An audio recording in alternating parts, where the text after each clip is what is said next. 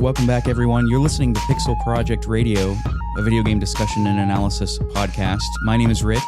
Hello, everyone.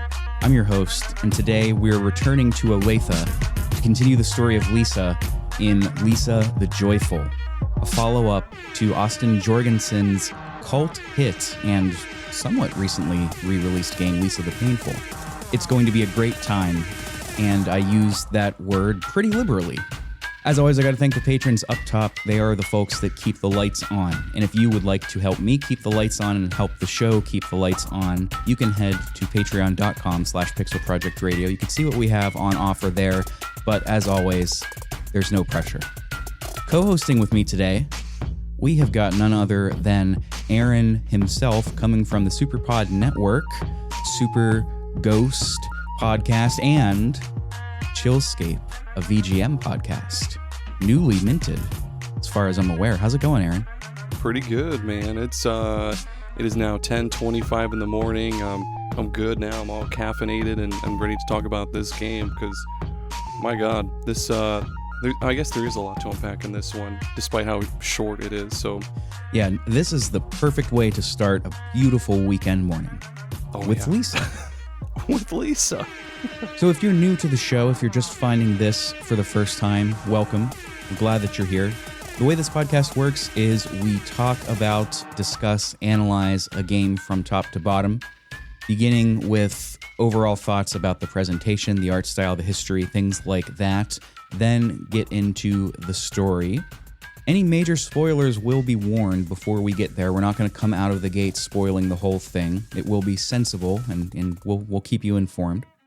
This might be a little different this episode. Lisa the Joyful, as we're going to come to talk about, is not so much of a follow-up game as it is an expansion. It's got a much shorter runtime at about 4 hours, and a lot of that time is doing boss rush sort of activities. So, a bit shorter, not going to be as robust, but there's a lot to talk about here, as you said, Aaron. In the event that something gets added in post, if I feel like chiming in, if I feel like adding in some information that I missed, you will hear this sound. That'll indicate that something was added after the fact. But enough blabbering for me. Let's talk about our histories with this game and some overall thoughts. So, Aaron, when, and you can tie this into Lisa the Painful as well. I do remember whenever you first played that and hearing how much you enjoyed it. Tell me and tell us a little bit about when you first found this series, what you think of Lisa overall, and what it was like playing Joyful for the first time.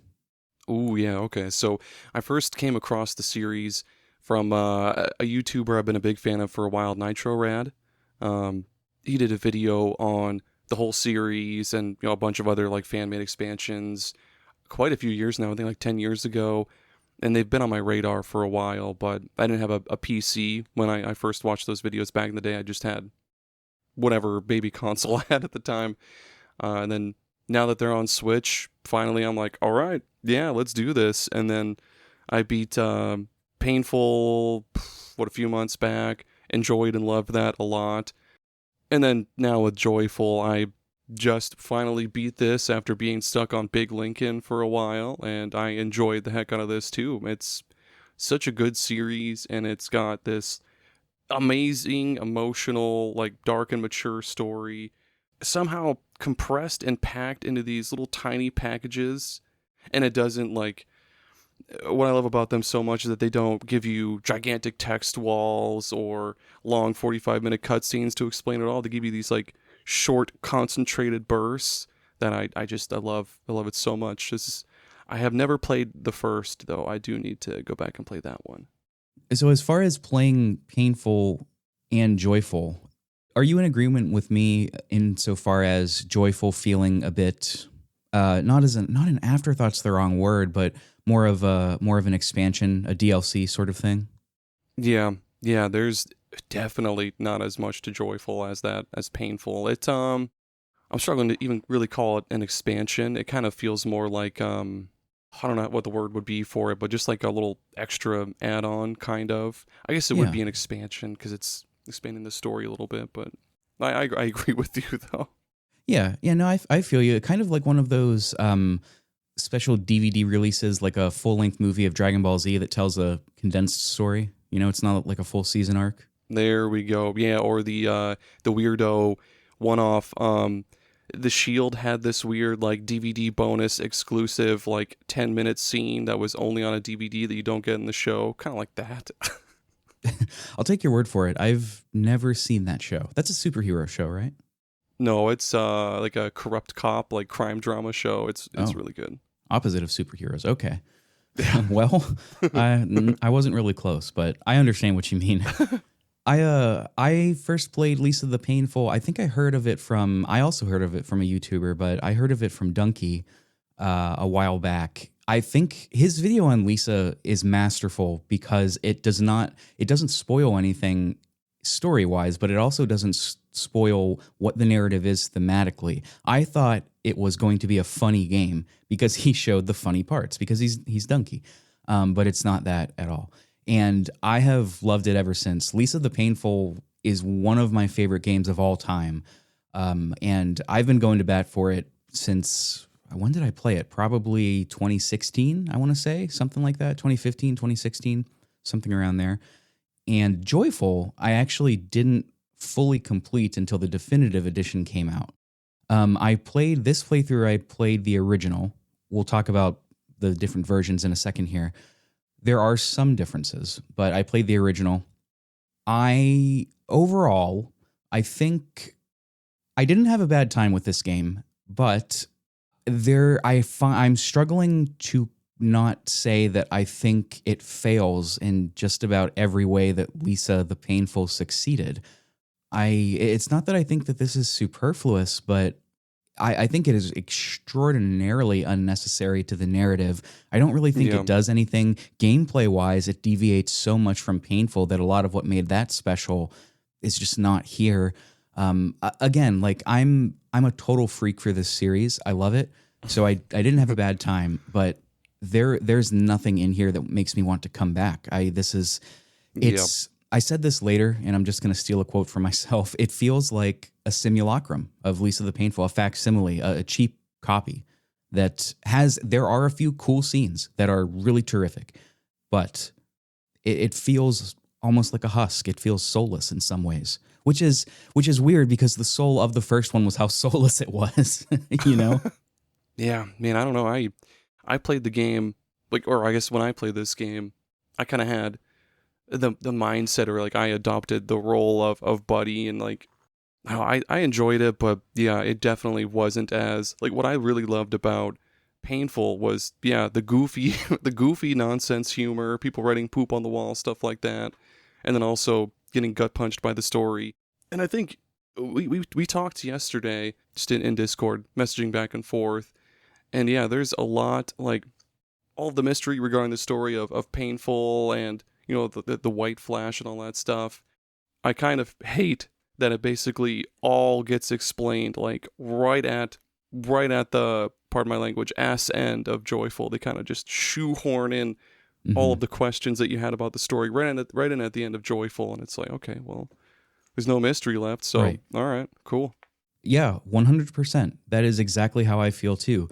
It's, and this is something that I didn't always feel this way about, like fiction stuff, games, stuff like that.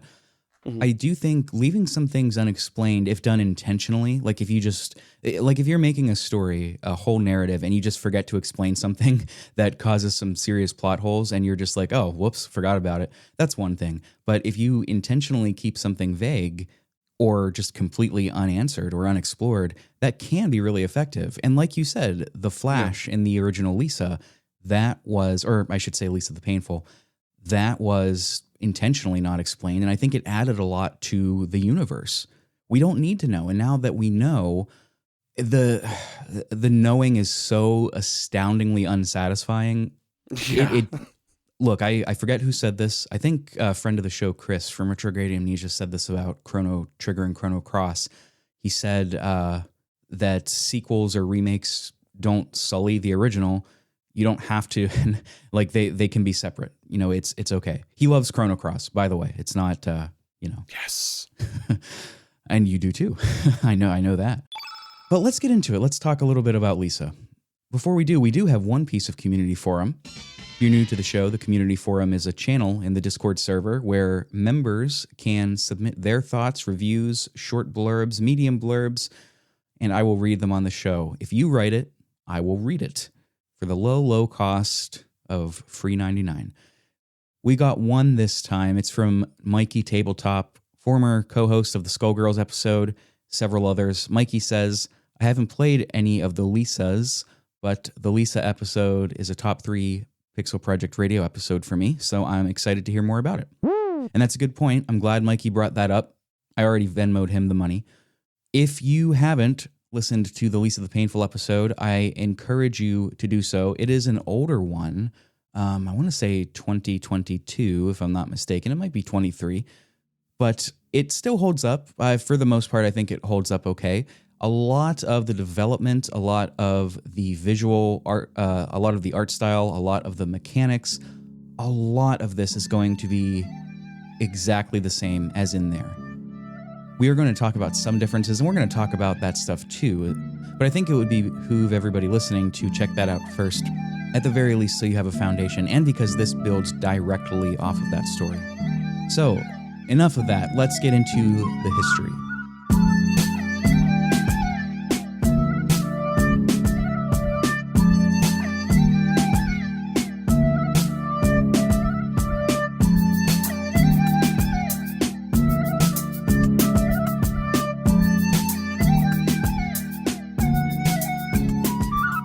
Joyful was originally released as an expansion to Lisa the Painful.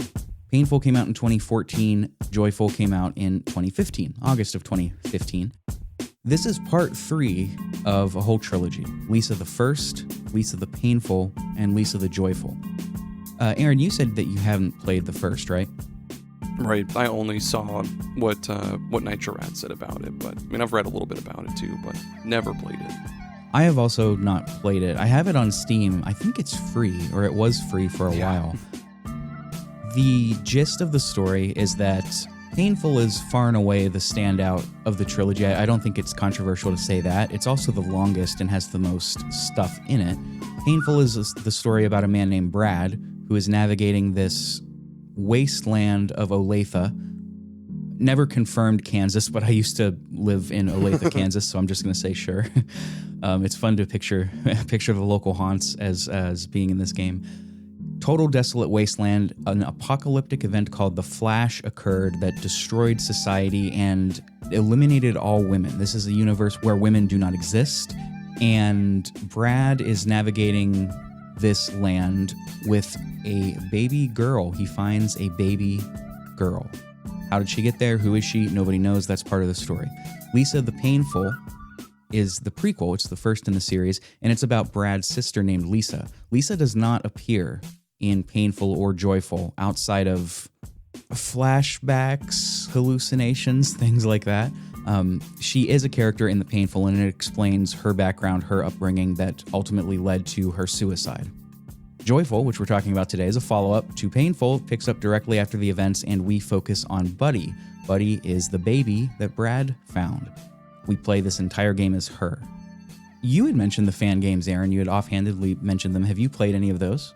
No, I just watched Nitro Rad's video. I've been interested in them, but not really enough to play them, because, I mean, this might sound stupid.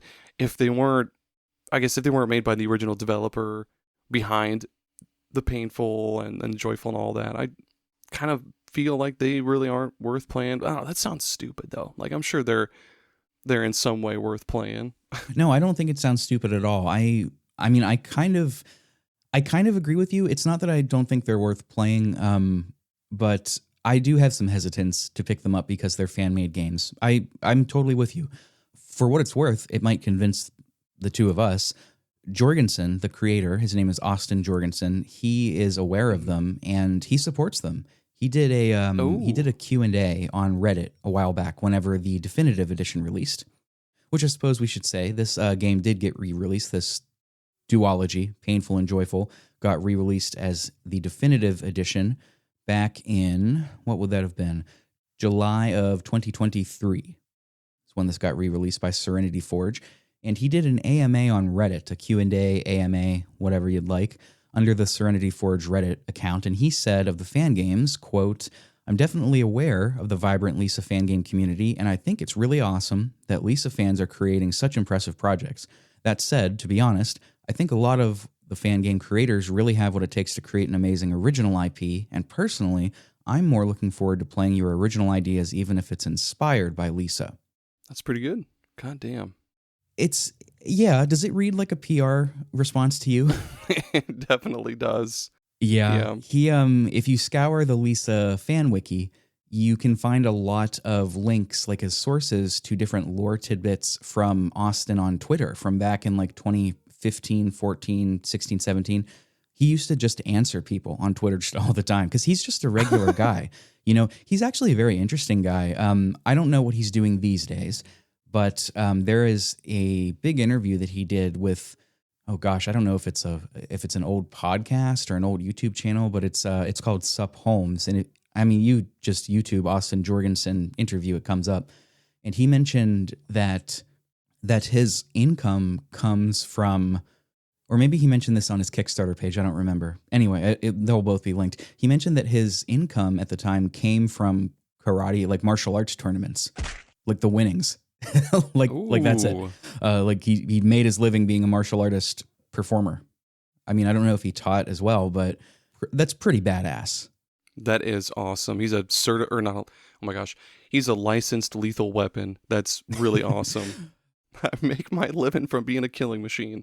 Yeah, I mean, that explains why so much of this game is inspired by that kind of shit. But he's just a regular guy. He would answer stuff like that. He, on the Twitter, used to, and I might be making this up or conflating it, so please do fact check me, but I do have memories of reading some of his responses that were a little like more direct and not, I don't want to say leaning into the tough subject matter, but he didn't shy away from it. All of this AMA was done under the Serenity Forge Reddit. All I'm saying is that, you know, that had to be coordinated between the company and Jorgensen. There are some responses in that AMA that are very clearly written by the Serenity Forge team. I'm not saying it's a bad thing. I'm just saying you've got to take that into account as you're reading about, specifically about a game like Lisa, which, I mean, quite frankly, saying this 20 minutes in, I'm kind of shocked this got a re-release. You know, especially on Switch. There was a lot of stuff that was censored and cut in the game to be put on Switch specifically.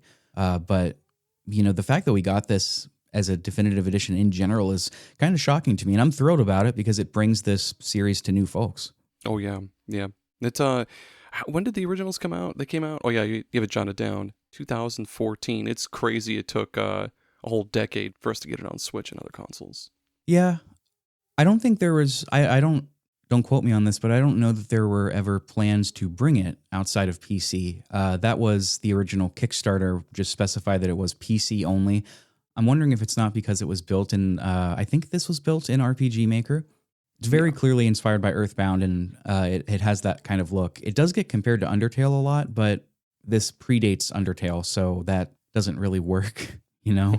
And also, it's just so thematically, starkly in contrast with Undertale. Another amazing game, for what it's worth. Incredible masterpiece of a game. Both of these are. You know, while we're on that AMA, you had mentioned about Lisa the First, and neither of us have played it. We've just read about it. In that same account, in that same AMA thread, Austin, Serenity Forge, I don't really know, said that they, quote, plan to bring the story of Lisa the First to fans in a different way. Please stay tuned. Now, Aaron, I don't know if you've seen gameplay footage of Lisa the First, but even if you just know fundamentally what it is, I kind of call bullshit on that. I don't see that happening. Yeah, as far as I'm aware, the first is just kind of like Yume Nikki or a lot of other RPG Maker games, so it's pretty graphic as far as I know. So that. How would you describe Yume Nikki? Oh man, like I guess an exploration game, exploring through different dream worlds. That'd be kind of the same as Lisa the First. They're very similar, except, you know, Lisa the First having just a lot of sensitive subject matter that you don't get in Yume Nikki. Yeah, that's putting it lightly. Mm-hmm. I for what it's worth, I've also never played Yume Nikki. Lisa the first, it's not told like in a narrative way. It's kind of told in abstraction through what looks to be like dreams of the titular Lisa. Functionally, it is about her childhood and how she was sexually abused and assaulted by her father, Marty. We see Marty a lot in Lisa the Painful, especially as it relates to Brad, but the first, that's just what that's all about. And it shows why she chose to end her life. Yeah, and there's Joyful added a couple little bits here and there that I guess that pertain to Lisa. Like you get, what's his name? Buzzo or Rando. I get their names mixed up all the time, but he has like the pointy helmet. He mentions Lisa like kind of right at the end. I'm not going to spoil that, but yeah, that's they mention Buzzo. her You're right. a few times. Yeah. Oh, I'm sorry. What did you say? I was just saying they mention her a few times in Joyful, and that's pretty much all you ever hear of her in this game in particular. Yeah, I'm of two minds about it. I do think, how to say this? I go back and forth with myself on this, so I'm actually curious to hear what you think, Aaron. Do you think that the Lisa trilogy is or should fundamentally be about Lisa, the character, whether it's about her memory, her impact on the world and those around her, her legacy, or do you think that each game works better as not a standalone thing, but like focused on a new individual? You know, obviously with Painful being Brad and Joyful being Buddy. That's tough. I like the idea of the second one about, or not the second one, your second idea of basically 3 separate games, each kind of being affected by Lisa in a different way. Of course, the first being all about Lisa, and then the second one trailing after, having to do with Brad and I guess Lisa's impact on him, and then after that with the Joyful, and that dealing with Brad's impact on Buddy as a result of how Lisa's situation affected him and everything. I think that was pretty good, because there's a lot of little bits and pieces that you get in Joyful that's like little mentions of Lisa, and of course, I mean, they talk about Brad and his issues quite a bit, but it's cool seeing, well, I guess it's not cool, sorry. It's interesting seeing Buddy have this like psychotic break due to the trauma Brad inflicted on her. I almost said Blad, sorry, but the trauma that Brad inflicted on her, and then going back to the first, the trauma of Lisa's situation on Brad and so forth. Without blathering even further, the second idea, I like that idea so much more. No, man, you're not blathering. Either you're not blathering or we both are. Either way, that's why we're here, Yeah. I'm glad that you said that, though, because as you were speaking, literally as soon as I was done, I was like, it doesn't have to be one or the other. I think it's both. But you are right to call out that cycle. This trilogy largely highlights this cyclical idea. I am not going to say familial trauma or generational trauma because that's become, one of those sexy internet buzz phrases, but it is that.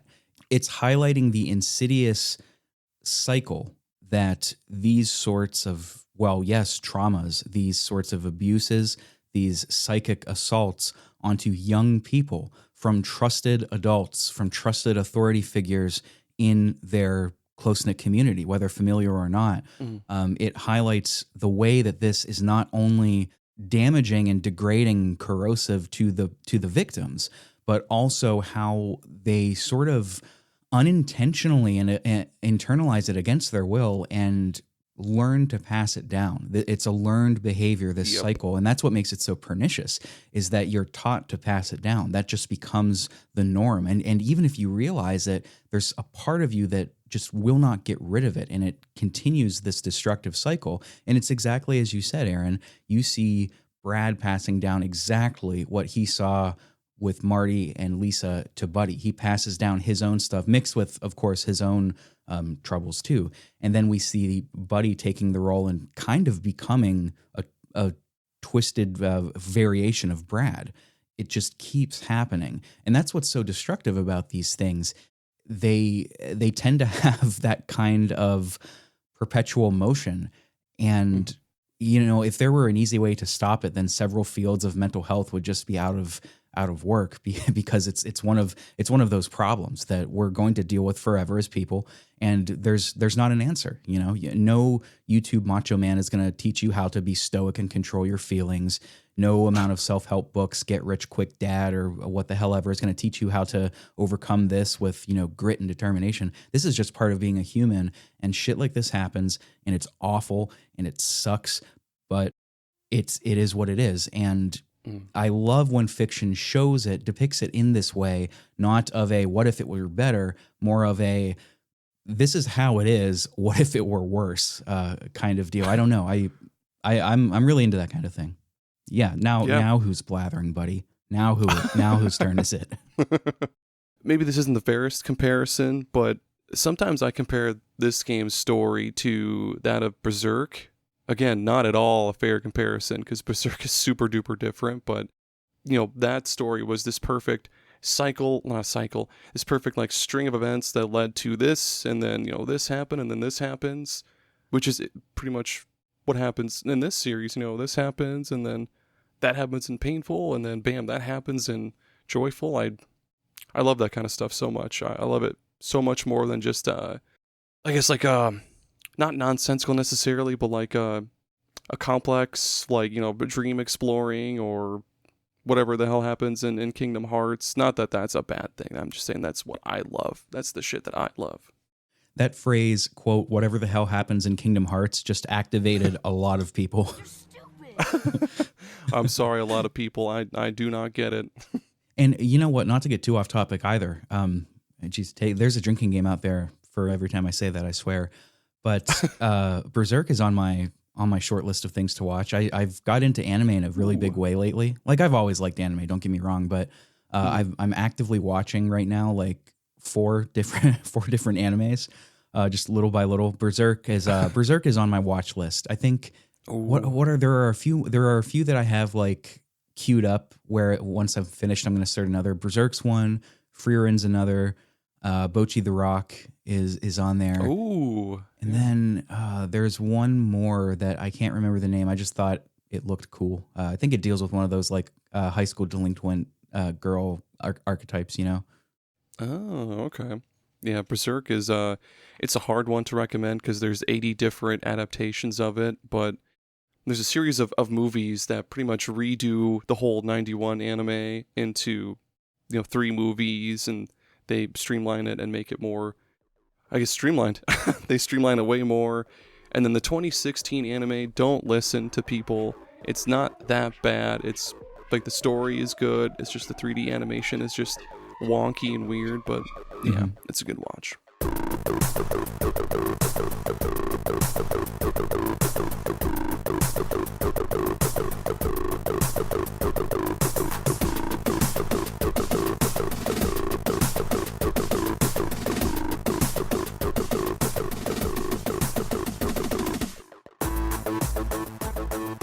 While we're still on the topic of the game's history and its ideas, one of the quotes on the Kickstarter page for the original Lisa, which, by the way, you can still view, it's still up.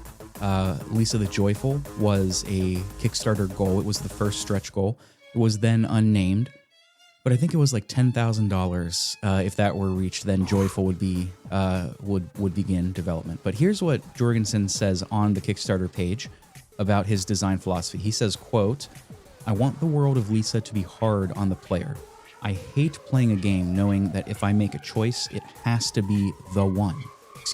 It has to be the one I know the game wants me to do, or the safe option, or the one that leads to the good ending. The choices you make will change the core mechanics of the game," Lisa, that is. "It's not just superficial. I want the player to really have to make sacrifices, and for the game to affect the interior core of your experience, I want to really push the player into a corner, force you to do things you aren't sure of doing, and I don't just mean morally. I'm sick of playing as the hero. TV and film are stepping it up narratively, games should be doing the same, plus some. I want to help contribute to the innovation of storytelling in video games." And then, he goes on. This is pitching why you should give him money, which in retrospect, yes, we should have. What do you think of that, man? What do you think of his idea of that design philosophy, the idea of playing the hero? Do you think that's gotten better since he wrote that probably I don't know, that was probably in 2012 or 2013. Do you think games have gotten better about that? I think so. I think, yeah, well, I think I'm trying to come up with a few examples in my head that do it. Bioshock Infinite, that was a really good one that took the idea of this hero going to rescue some chick, and then, whoop, that's the end. They really, that game took everything you thought you knew about, the hero saving the girl, ending the story kind of thing, flipped it on its head, and then some. Yeah, I like that idea. I like that TV and film stepping it up narratively. Games absolutely should be doing the same thing. It's games are a lot more complex than they were, in the 80s and 90s, where it's just like Dragon Quest, Dragon Hero, Save Dragon King, Dragon Dead, woohoo, hero. There's so much that we can do with games that I think he absolutely nailed what he wanted to do with the painful, in terms of all the sacrifices you make and then the choices you make right at the end. Yeah, I love that idea. I want to put a pin in that idea of painful and its sacrifices. That's something that I am 1,000% sure you and I are going to talk about once we get into like what happens in Joyful. I agree with you. I don't know. Infinite is not the example that I immediately think of. I always think of The Last of Us in particular. Oh, that's a perfect one. Okay. Yeah, Yep. dude, right? I mean, and hey, in particular, The Last of Us Part 2. Don't get me wrong. This is tough. I don't want to say anything definitively, but right in this moment on March 28th, Sunday at 11:58 a.m. Eastern Time, I think The Last of Us Part 1 is a better package overall, but I think Part 2 is more interesting. And I think the way the characters are written narratively can be at times a little bit more interesting. And those two games are both masterful, 1 and 2, at dealing with this idea of what it means to be the protagonist. Is protagonist the quote good guy, capital G, capital G, GG, good guys? It's over. I don't think so. I don't think anybody thinks that really anymore.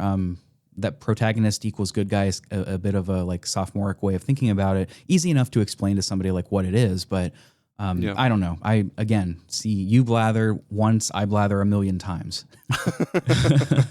And neither of us are blathering. People are here for it. There's somebody in the Discord. True. I can't remember who.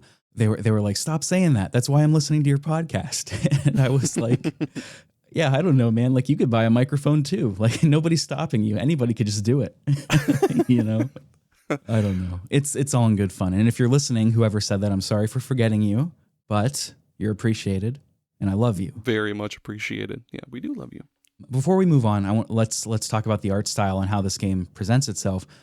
I would like to mention this because I think there is a genuine criticism of the game that I don't subscribe to, but I think it exists based on this. In that Sup Holmes podcast, Austin talks a little bit about this. A large part of the design, the philosophical design philosophy, listen to me. A large part of how this game was designed from a philosophical narrative standpoint. There we go. Them's the words. Nailed it. It sort of bloomed out of, that's maybe an ironic choice of verb, of a previous relationship that Jorgensen was in. He was dating this girl. They broke up. It was not a great relationship. And he had said that several times within their relationship, her relationship with her own father came into theirs and caused varying degrees of friction.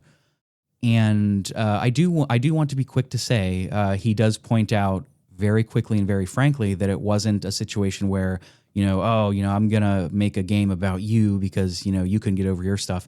He said something to the effect that it was more like it hit him that sometimes in life things happen to other people, horrible things, and it's terrible, and there's just nothing you can do to change that. That ending is what he said, is there's nothing I could do to change that. And I don't love the way that he phrased that, but I think you understand what he's saying, right? Like there have been or could be horrible things that happen to me maybe 2 years from now, and there's nothing you, Aaron, could do to change that. You just have to sort of accept that it happened and move forward from that. And I think that's what Austin's getting at. Does that make sense? Oh, yeah. Yeah, that makes sense. Yeah, we've all got baggage. Yeah. It makes perfect sense, man. But here's here's the reason that I think this could potentially be a good jumping off point for criticism. And we might get into this, Aaron. I don't know. I'll sort of leave it up to you whether you want to talk about this now or wait. But the reason that I think that could be a point of contention for some is because Lisa, as she's characterized in the first, is a victim. There's no two ways about it. She was a victim of a horrible, morally reprehensible crime. That doesn't even begin to scratch the surface of what that means. I mean, she was the victim of abuse from her father. However, she is also characterized specifically in Joyful as not being a good person. Lisa, manipulated people. She used them for her own gain. She effectively, as it's characterized in Joyful, is responsible for, at the very least, Buzzo's misery. You could also say Brad's misery, although I don't personally analyze it that way. At the very least, she manipulated Buzzo and used him pretty explicitly.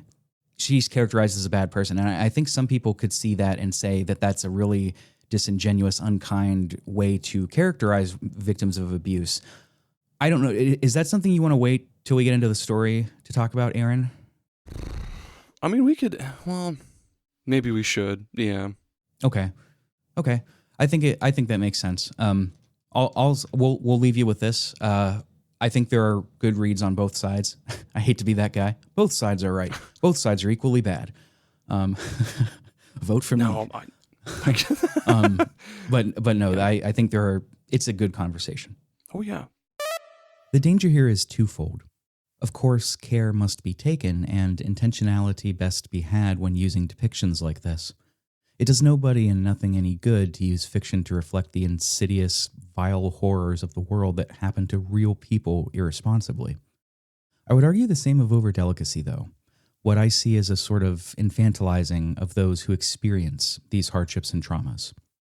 As I said, it comes from a good place. We want to care for those who have been victim to grave injustices. We don't want to depict these with wanton disregard. We want to care for these people, make sure that they're seen and treated fairly and kindly. But there's a disrespect and an almost dehumanization that I see as being implicit when treating a character as a vehicle for and victim to these crimes rather than an autonomous agent first that has experienced them. And this can happen sometimes when we're too delicate about the trauma. It can become the defining trait. It can become what makes that character, that person.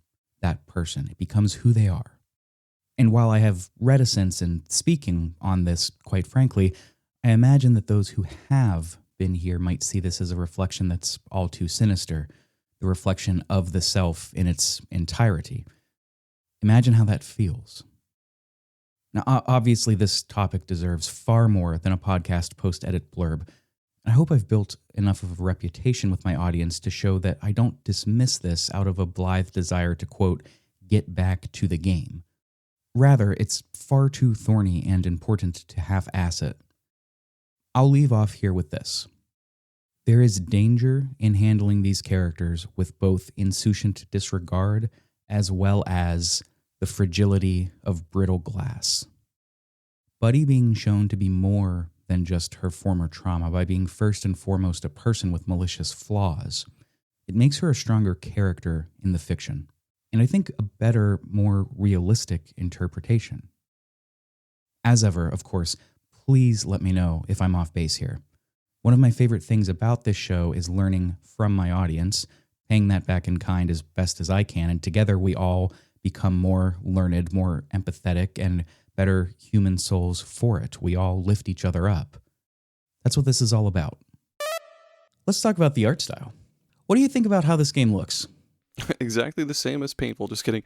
I think it looks Are you, good. though? I mean, kind of, sort of. I mean, I wish there was a little more they could have done to make it stand out from the Painful. But I mean, at the same time, it's still the same world. It's kind of the same characters. I wish they had done a little more to make the world feel like you were experiencing it from Buddy's point of view, which, I mean, you do, but kind of don't. I mean, that's not to say that I don't like the art style. I think it's really charming and fun. It's got this like colorful yet kind of dull as hell at times type art style that, yeah, you can definitely see they took a lot of inspiration from Earthbound, kind of ish, because that had a different viewpoint, but that's a different discussion. I like the art style. I just wish they would have done a little bit more tweaking for Joyful to make it stand out just a little bit more.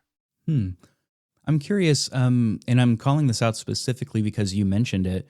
It sounds like you don't think that Joyful distinguished itself enough or differentiated itself enough from Painful. I'm wondering, is there a part of you that would feel that wouldn't feel that way if some more of the absolute weirdos were in this game, like in Painful, or the capital FUG fucked up guys? Because there are very few of them in Lisa the Joyful. There are very, very few. Do you think if there were more of those guys that you would feel stronger about Joyful's presentation? I don't know, possibly. I mean, well, spoiler-ish. I mean, Brad pretty much murders all the goofy guys like at the end.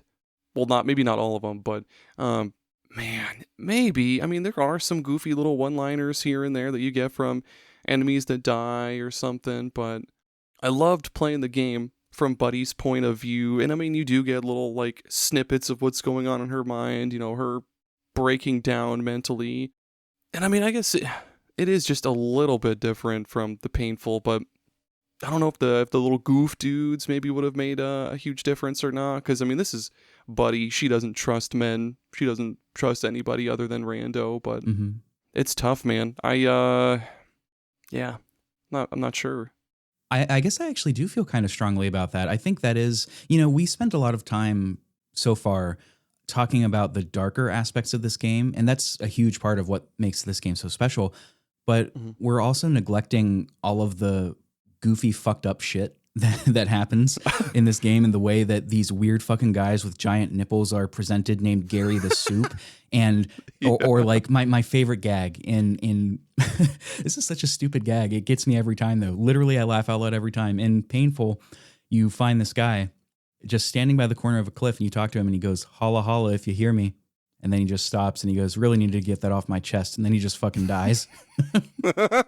Like none of that stuff is in Joyful. None of it. And I think it's because I'm wondering if it's not because we're seeing the world through Buddy's perspective, and I don't know, she just has such a starkly different worldview than Brad. But at the same time, it's not like Brad had a goofy, happy-go-lucky worldview either. He was a depressed alcoholic drug addict and also bald. And me, I'm all of those and going through puberty. No, I'm just kidding. I am going through puberty though, as you just heard. But I don't know, man. Like I think back to Painful, that guy. I think back to Harvey Fishman, the fish lawyer that uses a Tommy gun and takes you to fish court and tells the lawyer that tells the judge that you're sleeping with his life, and then says, "Your Honor, my client is dumb as hell." You don't get any of that stuff in Joyful. Oh man, you're not even Farty Hernandez with his truck attacks, and he's so sad all the time. Miss you, Farty. You know what? Speaking of Farty and Lardy and Cardi, the Hernandez triplets, you do get one of them in here as one of the list bosses that we'll talk on. But the contrast between Painful is that, yes, he looks goofy. He's a guy with tiggle bitties just sitting there nude, hanging out, dual wielding gigantic submachine guns, which is hysterical.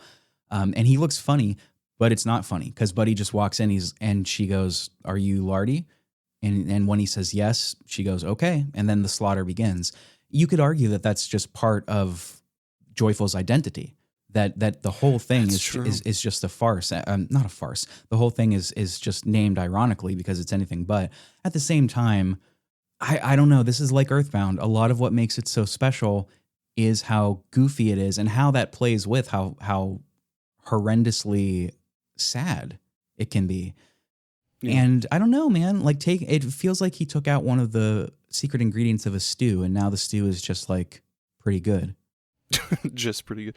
Yeah, it's real tough to say. I don't have a real answer for it, man. It's tough because, like, if the goofy little bits were in there, like if you did have Farty Hernandez in there crying constantly, or what the hell isn't? I can't think of his name right now, but Yeah, if you did have the little goofy bits in there, it would be cut super duper short because Buddy was just all about killing everything, like just wanting to be the queen of the land or whatever. I guess maybe that is Joyful's identity. Is it's the no nonsense, kick ass first, take names later game compared to Painful. Right. Maybe. Yeah. You might have a point. Perhaps if they added too much of that goofiness back in, it would kind of undercut what Joyful is trying to be. I don't know. Now I kind of feel like thematically we're standing on a cliff, like in the Lisa series, and if we take a step in either direction, we're gonna fall and get a game over and get pissed off. I'm kind of almost-ish trying to compare Joyful to Mother 3 in how there was less goofs in Mother 3 and more like heartbreak and everything. It went right to the feels at pretty much every chance it could. Mm-hmm. But at the same time, it still managed to be goofy here and there. But yeah, and that still made it stand out. But yeah, maybe it could have had a couple more goofs, just a little something. Because whenever you come across a wall that has poop written in blood on it, that gets me every single time. And there were like one or two of those in Joyful. I love that. Were there? I don't remember any. There was at least one, I think, going to the Peace Clan place, the Pacifist Clan, not Peace Clan, gosh, Pacifist. Yeah, the Mr. Beautiful and his folks. Yeah. I believe you. I don't remember it. But I believe you. You wouldn't lie to me. I trust you. No, right? I would never lie to you, Rick. I trust you, Rando. Oh shit. As far as the rest of the presentation goes, I mean, I personally don't have a lot more to say about it that I didn't already say in the Painful episode. If I think of something that I add in post, you'll hear that sound effect and I'll add it here. But otherwise, I mean, if you have any more to say about it or anything else you want to talk about in terms of how the game looks, by all means. Otherwise, we can talk a little bit about the mechanics. That's it for me. Let's go. All right, let's throw down some button combinations and QuickTime events and talk about playing Lisa the Joyful.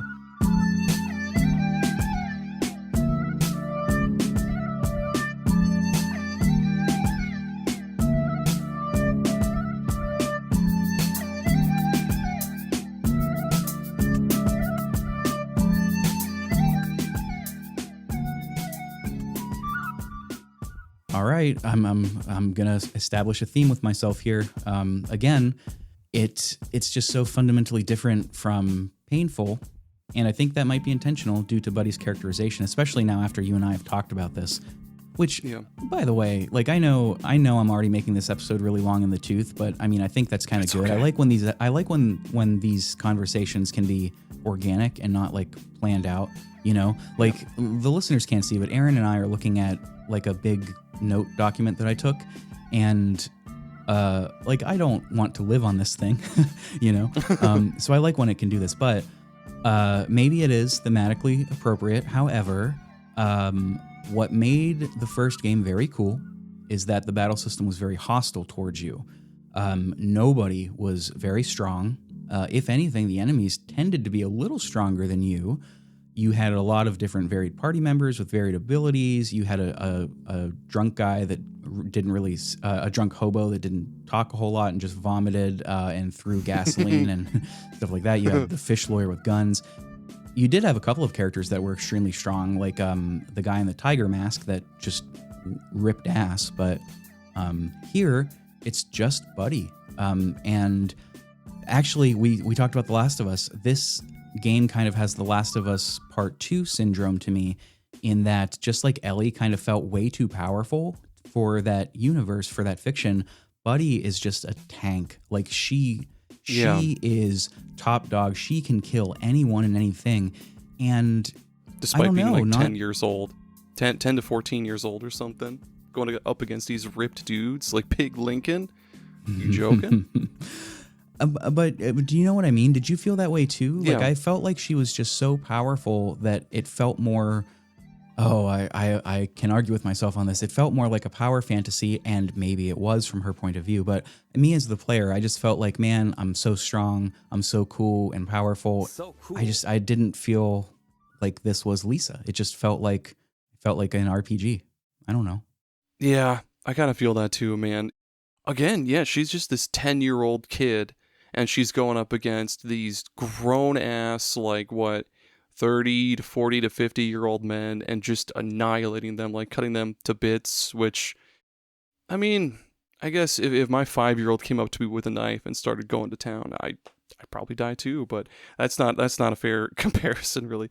Yeah, I definitely feel the same way with you about this compared to The Last of Us Part 2. It just feels, I don't want to say fictional because it's fictional, but like, and not like unrealistic because it's definitely not real. I don't know how to explain it. Yeah, I agree with you, man. Yeah, no, I know what you're saying. It sounds like we're saying the same thing, that it's just, it's a little dissonant with the world that Painful set up. And Painful sets up the world so deftly and with such confidence that Yeah. now we come in as Buddy and we're just, kicking ass, taking names. Actually, literally taking names. That was pretty funny. Yeah. So cool. Yeah, it's not that it's not fun. It's just a little unsatisfying. Yeah, and I mean, part of what I loved about Painful was recruiting these new characters and kind of learning how they play. They'll learn new abilities and you'll go, oh, that's cool. All right, maybe I'll work that into my repertoire. And then, because like one of my favorite dudes ever, what is his name? Like Raljit, or like he was a big tall guy. Oh, points his Rajit, fingers all the yes, time. the Rajit, poker. yeah. I love that guy. He would learn a more powerful poke every other level or something. I loved him. And the guy with the diving bell helmet who just played his guitar, and his songs can inflict like bleed and just Yes, kill your party, whatever. But yeah, in Joyful, it's literally just Buddy cutting dudes down. And what's really weird is like, not weird, but like, so in Painful, you go up against a gigantic group of enemies, you're struggling. Like, no matter how strong your party is, but going up against a big group of guys, you're gonna struggle a little bit. You're gonna have to plan carefully and think that shit out. But with Joyful, I mean, there's a couple times where you fight gigantic groups and you just annihilate them. Just use your flash ability once and then bada boom, throw out a poison bomb and then go to town. I just want to clarify. That's part of like the sick humor of this game that makes me love it. As you said, Buddy as a child, she is also the only woman in existence here. Mm-hmm. So Flash, I mean, she literally, what it does, I mean, she flashes them and it gives them the status effect of flustered because, they're all creepy, sad, lonely old men. Yep. Which also, and I mean, that is also thematically appropriate. Buddy uses her status and position in the world to her advantage. But at any rate, you had mentioned difficulty. I'm really glad that you did. Did you feel like this game was difficult from a gameplay perspective? Not really, man. Now that I'm thinking about it, the only boss I really struggled against was Big Lincoln, and I'm pretty sure he's just like he sent me to hell. And he was not necessarily the last boss, but maybe like the third to last boss, kind of, if you want to call the last few bosses. Because I mean, yeah, the game definitely felt, with the exclusion again of Big Lincoln, the game felt pretty freaking easy considering you're playing as a 10-year-old girl with a machete.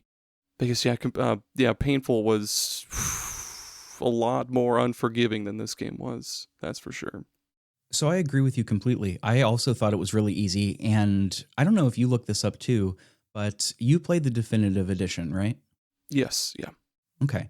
So the way this works now is if you don't already own Lisa, you can only get the definitive edition unless, you can legally only get the definitive edition, I should say.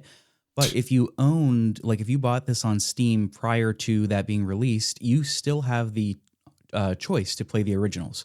So I played the original Joyful. But here's the thing. I also thought that it was extremely easy, despite reading a lot of reports online just from Reddit and stuff, that, the original is so much harder. It's so much harder, blah, blah, blah. I don't know if that's true. Maybe it got patched and they just didn't say anything about it. I don't know. However, there is an in-game item that you can use to make battles much, much easier. And this was in Painful as well. It is the in-game drug called Joy. Do you want to talk about Joy, or do you want me to explain it? I know a little bit about it. I don't know how it's made, but I know that Joy is just like in Painful. Yeah, it makes you Oh, fuck. You know, I never actually used it in Joyful, so maybe you should explain it. Oh, that's actually really good to know. I'm glad that you said that. Joyful is an in-game drug. It is kind of the drug of all drugs. You take it, and You feel nothing. yes, it doesn't make you feel good. You feel nothing. And that's something that, speaking of Jorgensen and his tweets, somebody had asked him that once on Twitter, I think, or maybe it was the AMA, I don't know, but they were like, "Yeah, what does joy taste like? You know, is it good? Is that part of why people?" And he's like, "Nobody knows because the effects overwhelm the taste. You don't even register it. So Oh. it's one of those things." And in game, you can use it as an item. And what it does in Joyful is it completely heals you, 100% health, and it makes you really overpowered. You get a strength boost. You get your hits crit all the time. To give you an example, normal buddy stabs somewhere between 1 to 200 damage, depending on level, something like that. With Joy, it's always going to be like 5 to 700.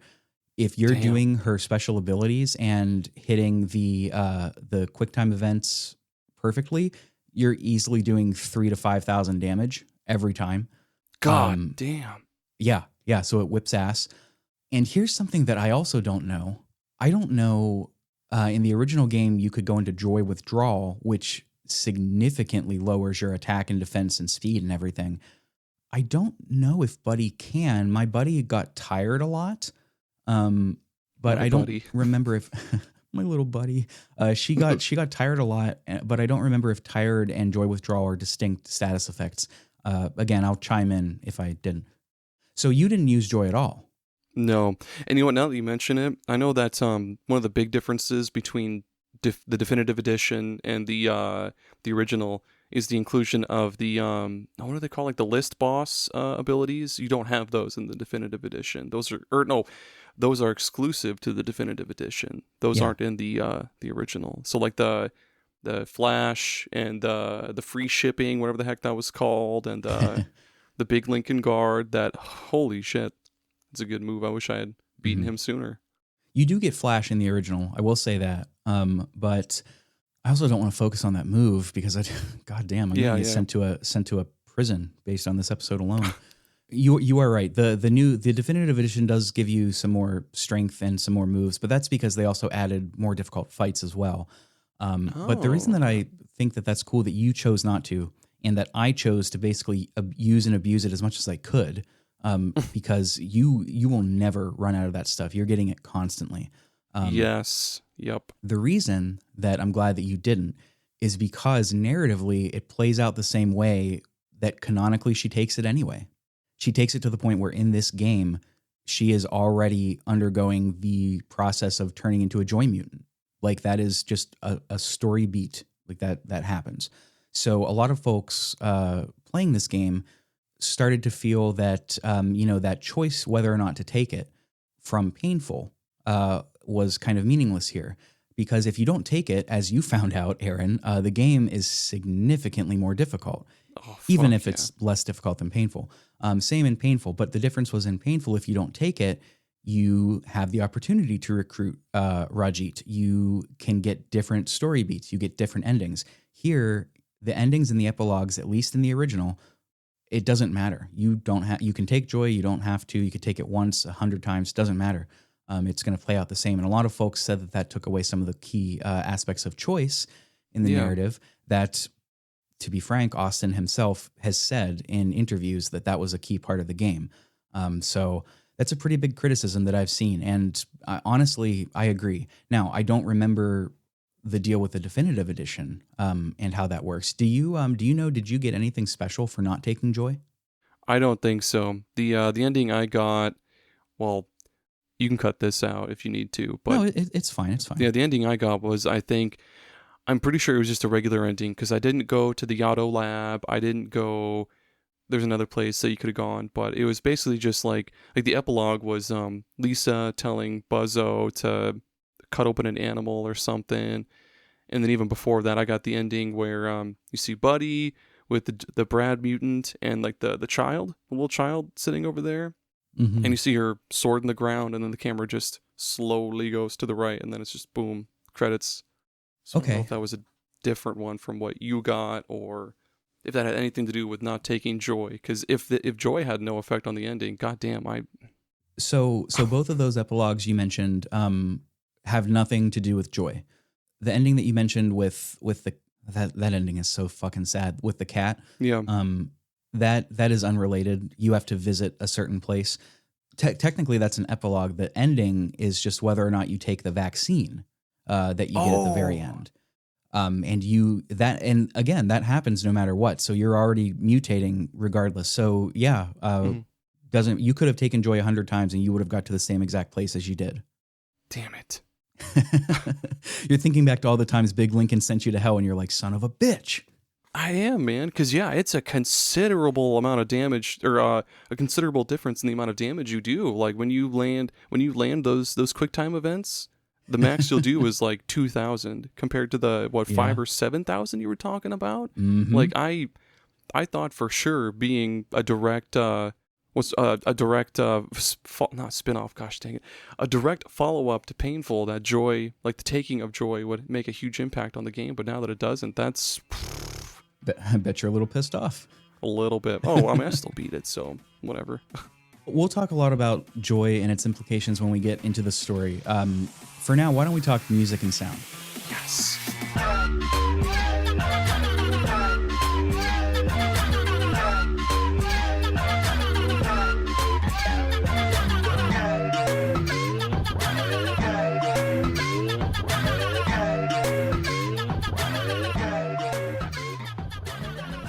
So, Aaron.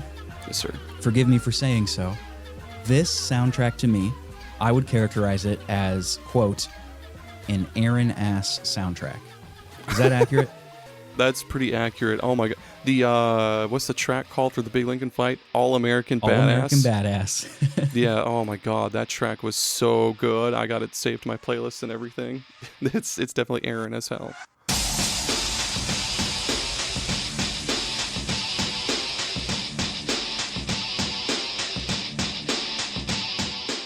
So you know what? You know what's funny is you and I a long time ago on your show did a roundtable of video game music, and one of the pieces that I brought was from Lisa, and I talked a little bit about why I liked it. I talk about this soundtrack all the time, so let's hear it from you.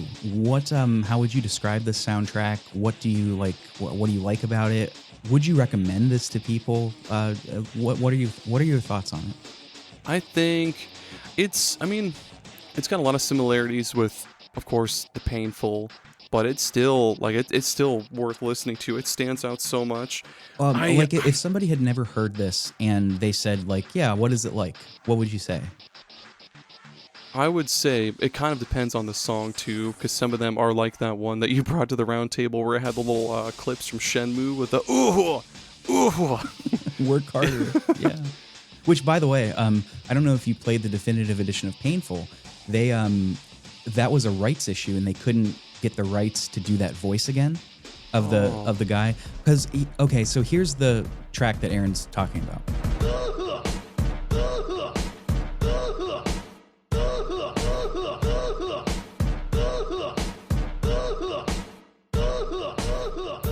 So that grunt that you're hearing is sampled from the game Shenmue or Shenmue 2, and they couldn't get the rights to have it in definitive. So what Austin did was he called the voice actor from Shenmue, and he was like, "Hey, here's the situation. We can't get the rights." And he's like, "Oh, I'll re-record it. Don't worry." But the guy is decades older, so it sounds much. He just sounds older, and fans revolted. Yeah.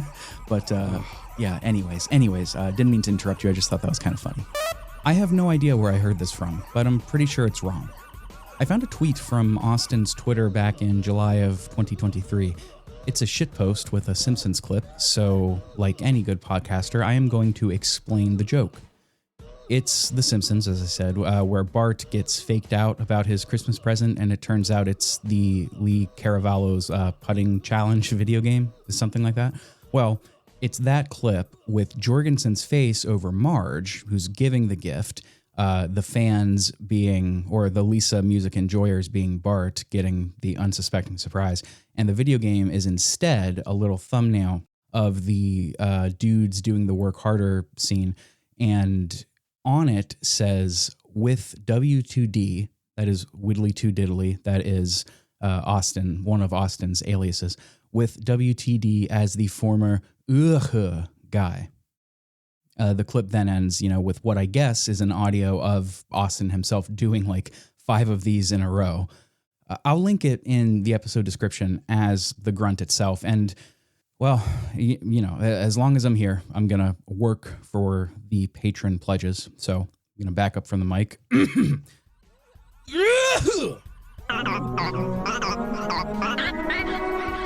Let's get back to the episode. Well, you're good. Yeah, I guess. And I'm really bad at talking about music, so I'm going to try my best. It's a mix of, how do I describe it?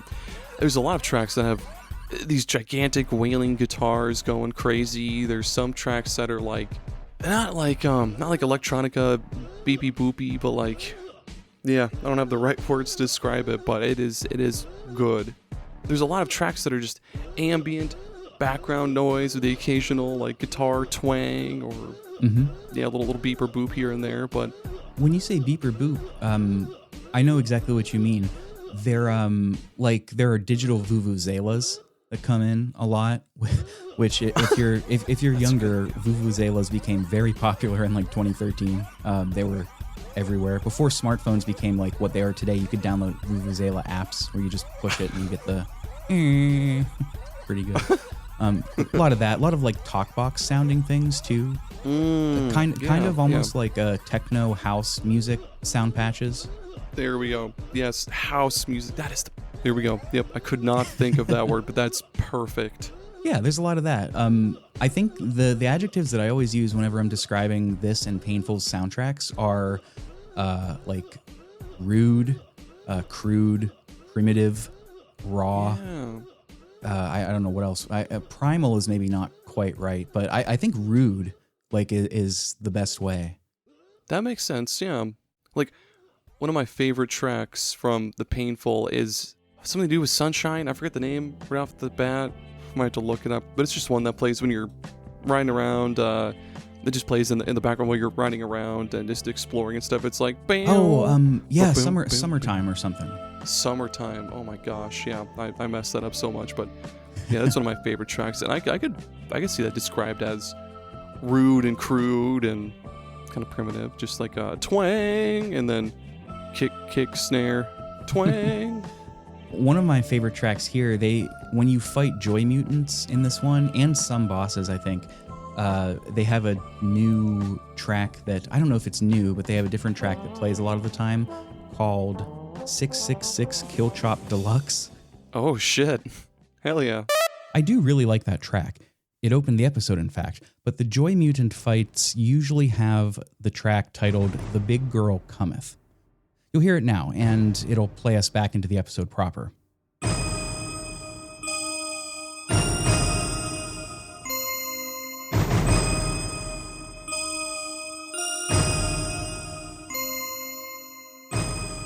Why does this sound creepy?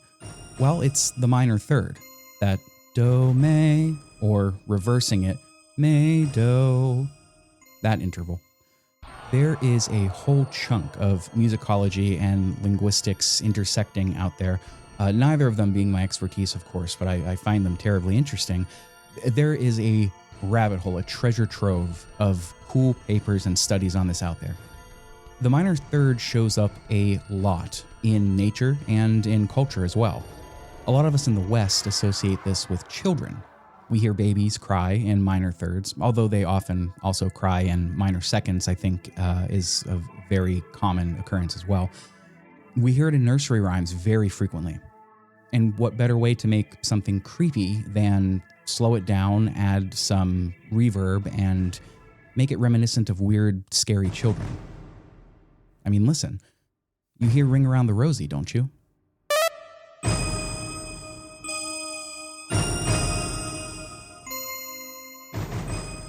Yeah, this is a great soundtrack. It's more or less going to be exactly what you got from Painful, and what you got from Painful was extremely good. Yep. Totally written, as far as I'm aware, by Jorgensen himself. Like, he did it. It's credited to Widdly Too Diddly. What do you call it? In the credits. But I'm 100% or close to it positive that all of those names are just pseudonyms that Austin goes under. I'm pretty sure he did like he did the programming, the writing, the designing, music. I think when I was writing my thing yesterday, I linked one of the tracks to the game, and the channel for Widley 2 Diddley, I'm pretty sure it had a woman's face on it, but I could be wrong. Oh, my bad. That's a knockoff. It says Marina Hova and Widley 2 Diddley. Yeah, you are right. I think Marina Hova is the main other person that Austin collaborated with on this game, and I think they were Marina, that is, in doing music stuff. Like, I'm pretty sure they're singing in one of the tracks. Yeah, it's a great soundtrack. It's I don't know. It's one of those soundtracks. You know, we keep going back to the Last of Us, or at least I do. I think The Last of Us's soundtrack works with that game's like fiction very well. You know, because it's mainly guitar, and Joel and Ellie both play guitar. It's got kind of that sort of, what do you call it? It's got a little bit of that Texas sort of hobbyist twang to it sometimes in terms of like the guitar tone. But it's also, you know, there's Gustavo Santaolalla. Forgive me, John. Gustavo Santaolalla. You know, he puts a lot of that atmospheric stuff in. I think the soundtrack for The Last of Us characterizes what that game is perfectly. And I think the same about Lisa. Like, I don't think you could do another soundtrack here and make it fit better. No, I'm trying to think of anything else that would match this game's tone or themes or style, and even trying to think of like, oh, what Shin Megami Tensei game or what Shin Megami Tensei soundtrack would fit in here. And no, imagine Shoji Meguro's Persona stuff in Lisa the Painful, Lisa the Joyful. Ooh yeah, and you're fighting a joy mutant. Okay, so there is a lot to talk about with this game, as you've heard so far. We're going to talk through the story now. First of all, before we get there, Aaron, is there anything else that we didn't get to, that we didn't talk about, or just any final comments you'd like to just put out there for either me, for the listeners, or just something you want to say before we talk about what happens in Lisa the Joyful? I think I've gotten all my points out so far. I think I'm ready to talk about that story. All right, I'm with you, buddy. Let's do it. Let's pick up where Lisa the Painful left off, and let's see how Buddy makes her way through this world in Lisa the Joyful.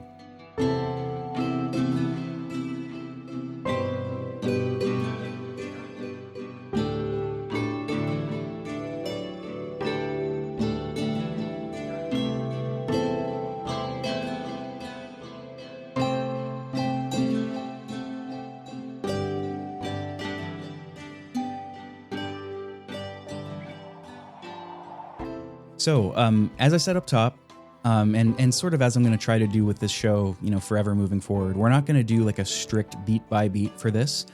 Part of that's just because that's, like I said, I'm kind of liking how the show is evolving in terms of just discussion more, like a real book club, but also because Joyful has a very short runtime. It's about 4 or 5 hours.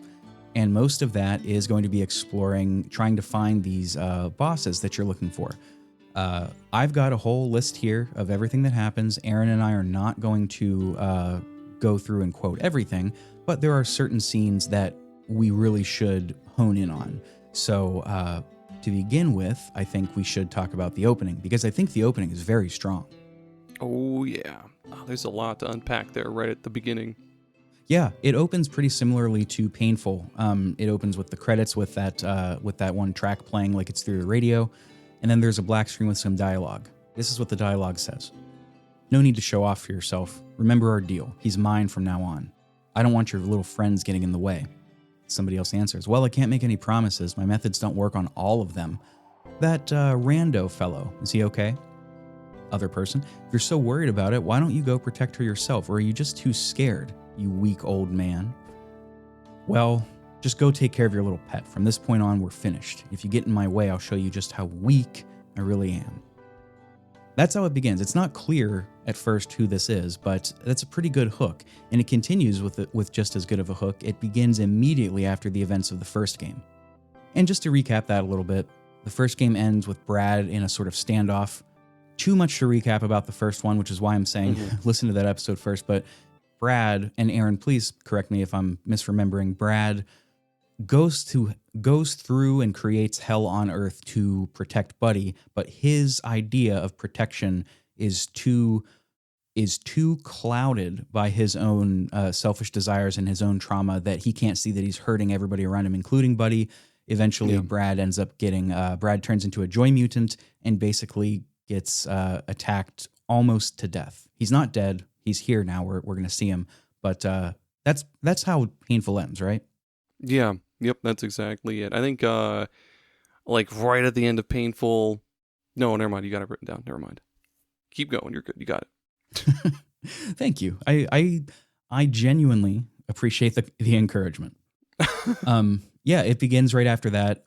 Buddy is sleeping in a room, and Joy Mutant Brad is in there, and he's sort of lurching towards her. He just says, "Lisa, help me," and it begins combat. You know what I love about this, Aaron, is that, Buddy is, in the story, Buddy is being approached by Brad as a joy mutant, and she's sleeping. So you imagine he's probably creeping towards her, making all these horrible sounds, wailing, which is what joy mutants tend to do, wailing and crying. So you imagine, Buddy is obviously going to wake up, but the way that they frame it here is instead of doing it like in a cutscene or whatever, they do it in combat, and you have to choose fight, but your only option is ... because you're asleep and you can't do anything. And I really love that. That is really cool. I love how the game does that type of shit. Just like if you were hit with the sleep status effect.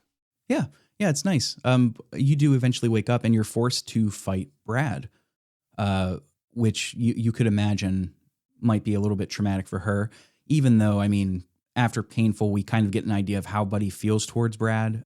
It's left a little bit up to interpretation at the end, which I think is so strong. Although here and then in Joyful, you kind of learn that no, she actually does resent him just as much as you thought she maybe did. But anyway, you don't kill him because Buzzo comes in and wrangles him.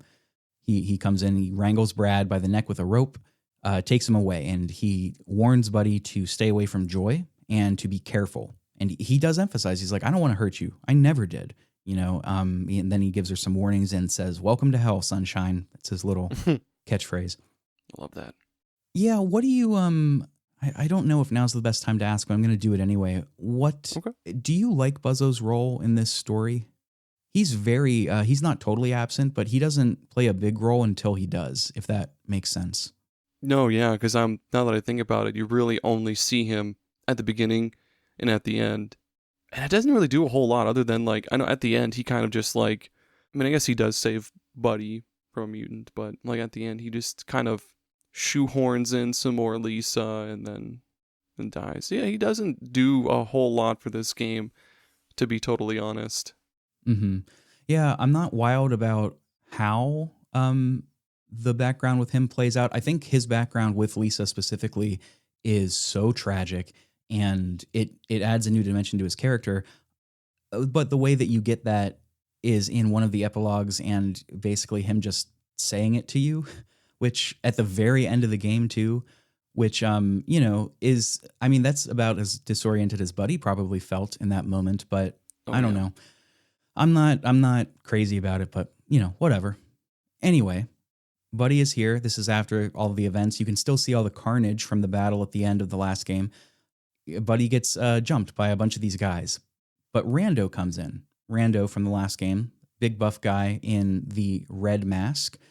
Pretty sure we learned this in the last game. Real name is Dustin Armstrong. He was one of Brad's karate students and his adopted son. That's how he refers to himself. I don't quite remember if that's, whatever. But yeah, he saves her. A joy mutant comes in, kills the entire gang, and lets Buddy and Rando escape. And this is where Rando sort of makes his plea with Buddy. He says, "I just want peace, growth. You understand that without woman, humans will die out, right? I want to fix this world, and only you can do it." This is a pretty old trope, Aaron. The idea of like one woman could save the human population. What? Yeah. And there are nuances to this, especially in a more, I don't want to say civilized or enlightened, but kind of like age. Where we're understanding gender identity a little bit different. I want to acknowledge that. I just also want to acknowledge that that's not an angle from which I think either you or I could speak intelligently about. But this trope, saving the human race with like one woman, you know, the beauty of woman in that way. What do you feel about it? Do you like it? Do you dislike it? Just like you said, man, it's hard to explain with how we with how gender, I guess, gender norms and everything are nowadays. It's Well, don't say it like that. oh yeah, I shouldn't have said gender norms. It's hard to say. I mean, really, she is the only one that can really fix the world, you know, repopulate it. I don't know necessarily from like the beauty standpoint. Well, I guess that's part of it. But yeah, like she really is the only one that can save the world, repopulate it, possibly, I hate to use this word, but I guess produce more female, or I guess, give birth to more females, hopefully, possibly. Yeah, she is the only one that can do it, but it sucks that that's really her only option in this world is to just be a mother. Like, just be the mother that the world needs. Yeah. A lot of these horrendous assholes kind of just view her as a breed mare. They're like, you know, well, no, I shouldn't even say that. Some of them do, but some of them are even more depraved than that, and you know, just want her body. We can say it's one of those tropes that like I can look past it pretty easily. Like I can just accept it as a fictional thing. But this was pointed out to me embarrassingly late in life. Like I think I was in my late 20s. But it's one of those things where if you think about it, like if you just logically plot it out, you would get to a genetic dead end pretty quickly, and everybody would die anyway. And, you know, I don't know. I have a note here that's like, you know, if I were in this situation, if this were real, like would I actually myself into despair and just not do anything? I don't know. Yeah, it's just one of those things. You just got to buy into it. And if you don't, that's cool. But it's just a trope. Yeah. Yep. So you had said earlier, you didn't actually explicitly say this, but it's just something you mentioned in passing. You mentioned that Buddy trusted Rando. So you chose here to trust him, I'm guessing. I did. Yeah, you get a choice. You can trust Rando or not. He's going to join your party either way, and you get to fight with him for a little bit. Fight's the exact same as Brad, but it does change the way that the two of them speak to each other throughout the rest of the game. Particularly one scene is pretty different, but that's later on. All right. Yeah, it's well, I'll talk about it when we get to it. I actually think I think the trust him route is more satisfying, but I think the don't trust him route is actually pretty cool. Yeah, I think it is pretty cool. Buddy being the only woman in the world, you can't trust any guy. I mean, all guys have those. If I were in her shoes, I wouldn't trust any dude. And it's not just dude, too. I mean, well, it is because there are only dudes, you know? Onlydudes.com. Don't go there. But it's not just that. It's that the dudes in her life that have given her the most pain were trusted parental figures. Yeah. Brad wasn't, you know, which functionally I just mean Brad. Brad isn't her dad, more of like her adopted dad, but that is who gave her the single most amount of pain in her life, was the person that she trusted and loved and called father. And now here comes Rando, who fights like Brad and who was one of Brad's students and who now wants to take care of Buddy and is like, Buddy, do you trust me? Like, I want you to bring peace to the world. I want you to be safe. She's hearing all this again. And she's like, oh, this is another father figure. Like you said, man. Yeah. Why would she trust that? Yep.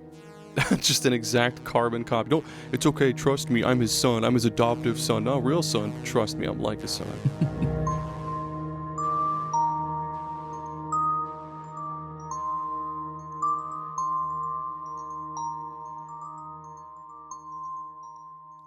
The two of you do team up though, and he gives you a little Rando mask, which is pretty cute. You get a little Red Skull mask. And actually, did you mess with this, Aaron? Did you take off your mask at all and just go through the world? I don't think I did, actually. Now that you mention it, I do know that the masks are, those are exclusive to the definitive edition, aren't they? I never did mess with them. Oh, they're not? Okay. No. The only one that you're going to get no matter what is the Rando mask. But if you go into your key items, there's an icon that just says face, and it lets you take off any mask that you have on. You can also, this is just a side note, you can get a Terry Hintz mask. Ooh. It looks so gross and ugly. I love it. I want to talk about the Terry village in a little bit, but if you take off your mask, right, you're presenting to the world as Buddy, this young girl. And if you do that, you get attacked nonstop. Like if you try to go to the bar, for example, and buy like potato liquor, you get attacked. If you try to buy items, you get attacked. Random weird dudes that are otherwise just standing there on ledges you can't get to, they'll jump down to attack you. So if you want like extra experience points and stuff, that's the way to do it. Man, oh, I love how that plays into the story and everything too. That's good. I should have done that. Yeah, it's pretty neat. The two of you, Rando and Buddy, you get to the border of East and West Olathe, and there is this giant list. This list, from top to bottom, contains a bunch of names of the people that run this place. These are some A-plus names. Aaron, would you like to do the honors of reading these? Oh my god, yes, please. All right. All right. In order from top to bottom, Big Lincoln, that's my boy. He can eat dirt. Cindy Gallows, Dice Mahone, Lardy Hernandez, Mr. Beautiful, Vega Van Dam, and the last three all scratched out. Buff Van Dyke, Han Tsunami, fuck, that's such a cool name, and Hawk Hollywood, I lied, that's a cool name. Yeah, dude, Buff Van Dyke, I don't know if you ever got him in Painful. He was the like former football, high school football star that wore like shoulder pads with spikes on him. Oh, maybe I did get him. Yeah, that sounds really familiar. He's pretty cool. I like playing as him. But those are all the names. The scratched out three at the bottom, Buff, Han Tsunami, and Hawk Hollywood, they're scratched out because they're dead. They died. Yeah. I think some of them died in Painful, and it's just implied that some of them died after. But the rest of this game is largely going to be centered around Buddy hunting down these people and killing them. That is her goal. She wants to rule Olathe, largely because of the way that she was brought up. I mean, we're going to see this throughout the rest of this story, but Buddy's trauma, a lot of Buddy's trauma largely comes from being locked up and being contained and told what she is and what to do. Mm-hmm. She felt powerless. She didn't feel like she had autonomy. And now a combination of this hostile world, her wanting to regain control of herself, and the effects of her being addicted to joy. The joy mutant process sort of amplifies violent tendencies. All of this in marriage with each other makes Buddy very violent. And she is now, we're going to go down and hunt all these people and slaughter them, because then we get to rule and nobody can ever tell her what to do again. Works beautifully. I like that. Does it? Do you think it works beautifully? No, it doesn't. Because that's one of the things that Joyful is a little different in than Painful. One, it's just smaller overall, which is fine. Like Painful had this vast world to explore, and Joyful is a little bit more contained. Whatever. I mean, it's a 5-hour thing. That's fine. But it kind of just feels like you're going to different boss locations, hunting them down, and then it doesn't even make you walk back a lot of the time. It just warps you back, and then you do it all over again. I don't know. That to me felt very rote, very samey, combined with the fact that it's just Buddy doing the same Buddy attacks.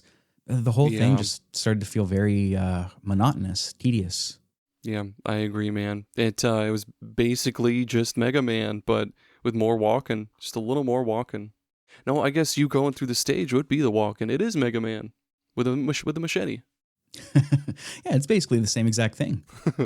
I'm going to need to get that sound effect, the voice acting, the one he's like, let's go, Mega Man. You must recover all the energy immediately, Mega Man. You know the game that I'm talking about?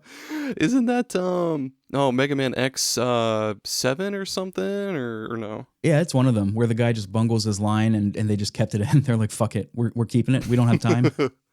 Some of those lines are so good. There's a little event where Buddy and Rando, they're trying to hide from that Joy Mutant, I'm pretty sure. Or no, maybe they just go into Rando's little place of cave of residence, and they get kidnapped. They get attacked and kidnapped. Mm-hmm. The gist of this is that there are 3 dudes in pink ponchos. They tied up Buddy. They had to kill somebody named Dale because it's implied that he tried to rape Buddy or something like that. They don't say it, but it's implied. And this kind of only furthers Buddy's desire for revenge.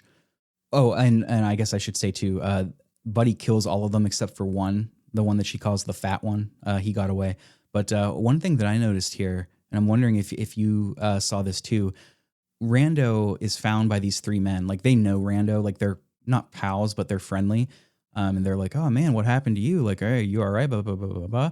And and Rando's obviously bloody, beaten, tears streaming down his face. And when they tell him that they killed Dale and that Buddy, what he tried to do to Buddy, there's like this very subtle shift in the pixels of Rando's face that make him look like he's just.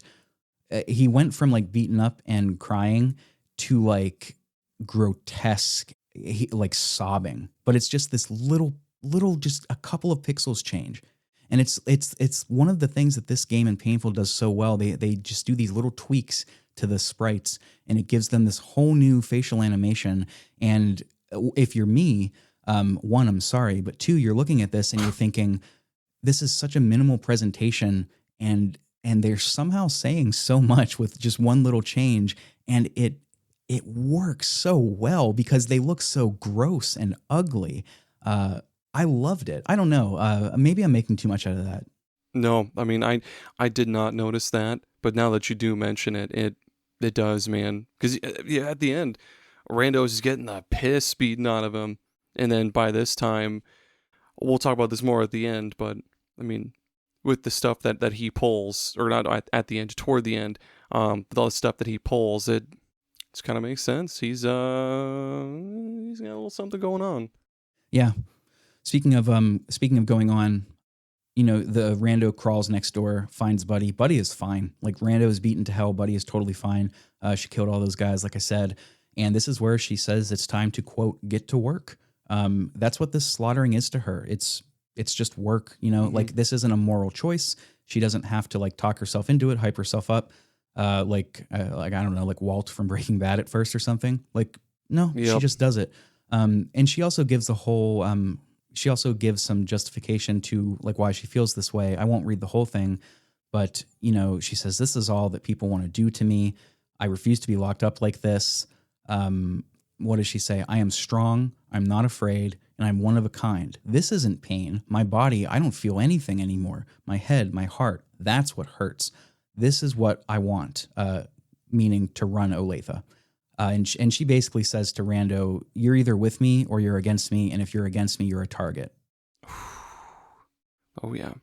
Is that, when Buddy lays all this out here, is that impactful to you? Like, do you view her as feeling empowered? Do you feel empowered as the player?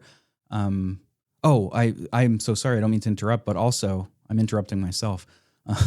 All throughout this, you're getting these flashes in the background of this red, like visceral materia, like flesh, guts kind of deal. It's imperative to play Painful first because this happened at the end of Painful, towards the end, when Brad was going through the beginnings of severe joy addiction, which at which time is when you kind of start turning into a joy mutant. So this is signifying right away that Buddy has not only been taking joy and is addicted to joy, but the mutation process on some level has already started, which again, part of why she's being so violent, but that's what that's signifying. So anyway, I didn't mean to interrupt your question. Do you did this feel empowering to you? Like, did you just say like, oh, okay, that's whatever. Like, what are you thinking right now? Do you think this is a cool mission? Now that I think about it, it does sound very like as you explained, she's super addicted to joy. She feels absolutely nothing other than the need or the impulse to just kill and hurt shit. So it that's pretty much all I interpreted it as, right? Or interpreted it when I played the game, was that she just needs to kill. She needs to kill now. She's super hooked on joy. But yeah, I get what she's saying though. Like she doesn't want to be protected. She doesn't want to be this like you mentioned before.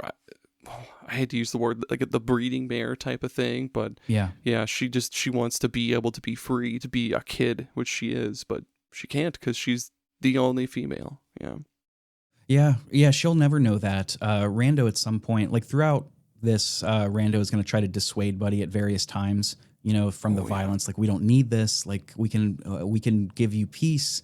You know, and she'll say several times, I don't know the world that you grew up in. This is my world. This is my life. And to that end, I kind of love the fact that she is cognizant of the fact that she is special. You know, she says a couple of times throughout, you know, you all need me. I know what I am. Yep. Like, I'm special. I am powerful. And she uses that to her advantage, which I think is, and it's not done in a way that's like empowering. It's just so matter of fact, like, without me, you're all screwed. So if you don't do what I say, you're also screwed because I'm going to kill you. You know, it's cool. It's very bleak. I love it. Not to keep comparing it to The Last of Us, but yeah, goddamn it did, just like how Ellie's got the cure in her blood or whatever. I didn't play the game, so I don't know for sure. But yeah, good callback. But yeah, she's doing the exact same thing. She's in charge. She's the one with the most power here. Like, yeah. Mm-hmm. So there are a couple of scenes sprinkled throughout, but before we talk about any of those, as far as the boss list goes, you do have to go find them all and kill them all. Are there any of these bosses you wanted to talk about? I mean, I know you had talked about Big Lincoln a couple times now. Do you want to talk about his fight at all, or like dealing with him? His bite, or not his bite, oh my god. His well, fight yeah, I mean, was he is wearing a wolf hat. Yes, yeah. This fight was such a big pain in the ass, because, again, I didn't take any joy for any of these fights, which probably would have made them a whole lot easier, would have made the game a breeze, but Big Lincoln in particular, first of all, his music is really good, and like the way that you find him, like you go into his tower, you go up a couple floors, it's like, oh, he must not be here. Like it first of all, it's like super dark and dimly lit in his tower. You know, you're walking through room after room after room, and then finally, like, kind of stop in place, and then the lights kind of fade in, and then Big Lincoln is just towering over you, just standing right there, and then the fight starts. The way I internalized it was like Buddy's just walking through this dark building, and then all of a sudden she kind of spots Big Lincoln, and then of course they fight, and he sends you to hell multiple times, and then you kill him, of course. But yeah, that was it was a cool fight, but it was tough as fuck. Yeah, definitely one of the harder ones, that's for sure. I think I mentioned Lardy at one point earlier, just the you know, his goofiness combined with the fact that there's no comedy there. I like the music. Mr. Beautiful is one that we mentioned a couple times. This one is pretty interesting. Mr. Beautiful didn't become respected because he's so powerful or because he's so beautiful. It's because he leads this village of pacifists. They don't fight. They won't fight. They don't fight anybody. And what Rando tells you is, like, after a while, people just kind of came to respect that, and they just leave him alone. Like, they don't go down there. Nobody bothers him. They don't bother anybody else. You know, they're just their own sequestered little thing. And what's cool about this, too, is when you go through that village, there are plenty of people down there just kind of chilling. And every time you walk past one, you have to make the choice, fight, and you can select yes or no. Did you kill any of these guys? I think I did, unfortunately. Because, yeah, I view, as a player, I viewed them as XP, but now that I'm thinking about it, sucks. My bad. You know, there's another game this gets compared to that comments on how players seek for XP. Yeah, the Mr. Beautiful fights, it's a little sad because you walk up to him and she does the buddy thing, like, are you Mr. Beautiful? And he's confused. He's like, you know, when you did that to Lardy, he's pissed. He's like, what the fuck's your problem? Big Lincoln doesn't even talk to you. He just immediately starts kicking your ass. Mr. Beautiful's like, Rando, what's going on? And Rando's like, Thomas, I'm really sorry, friend. And he's like, this wasn't the plan. This wasn't the deal. You know, and Buddy doesn't give a shit. He won't fight you for the first third. The second third, he also doesn't fight you, but his mask kind of, again, morphs to be like grotesque and crying. Like, why are you doing this? And then at the very end, his mask comes off and he's just this like fat guy with a mustache. Just pretty good. But he's super weak, so super easy. But oh, those lines though. Thomas, I'm sorry, friend, and then basically just being like, why are you doing this? I know. Hurts. Right before he dies, he's like, my friend led me to my death. He brought this a biblical machine of terror to me, and that's it. Yep. Another one that was very, very interesting. Oh my gosh, I forget his name. Cindy Gallows. Yes. Cindy Gallows. Yeah, like you jump down that pit, and then you see like he's strung up and he's like tied up. I think he has like what, arrows or something, or knives sticking out of him or something, and he's all he's impaled with several arrows, and he's strung up like on a gallows, like, well, appropriately, like you said. yeah, and like you bust in, you beat up his cronies that are worshiping him, and then you somehow fight him while he's still in the gallows. And It's so good though, because like, I mean, Buddy's obviously pissed she didn't get to kill him, so she kills the goons, and then as you're walking away, you think he's dead, and he's like, "Hey, I'm still tough, you piece of shit. Come get some." Oh yeah, I ain't no pussy or whatever he says. Yeah. And that's gotta be pretty funny. Like, I mean, in the game, it's just a regular fight, but you gotta imagine, like, you know, he's just strung up trying to bite at Buddy. Kicking her, like, yeah. Oh yeah, he does bite her, huh? Yeah. Yeah, which again, biting and coughing up blood, that's joy mutant telltale signs. So, I mean, you could just assume that he's already like on the way to turning. He would have been dead anyway. Oh yeah. Yeah, I guess maybe that's why he was strung up. I don't remember Dice Mahone at all, to be honest with you. I don't really either. Vega Van Dam, he's the guy with the pink hair that like every time he moves, you get that little like flash of light, like his like in the classic cartoon sitcoms where that people smile and their teeth kind of shimmer. You get that shine. Every time he moves, it does that, and it makes this loud sound effect. And after like several times of that happening, his goons are like, "Dude, knock it the hell off. That's so annoying." Cut that shit out. Pretty much all the humor in this game is just like centered on the bosses for the most part. That's so good. Mm-hmm.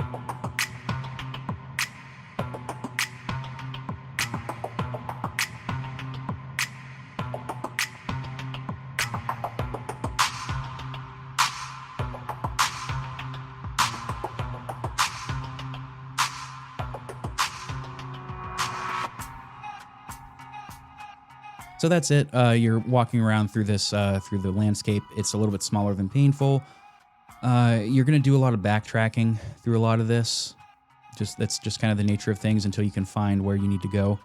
Did you notice that Buddy also hallucinated a little bit when she was walking around?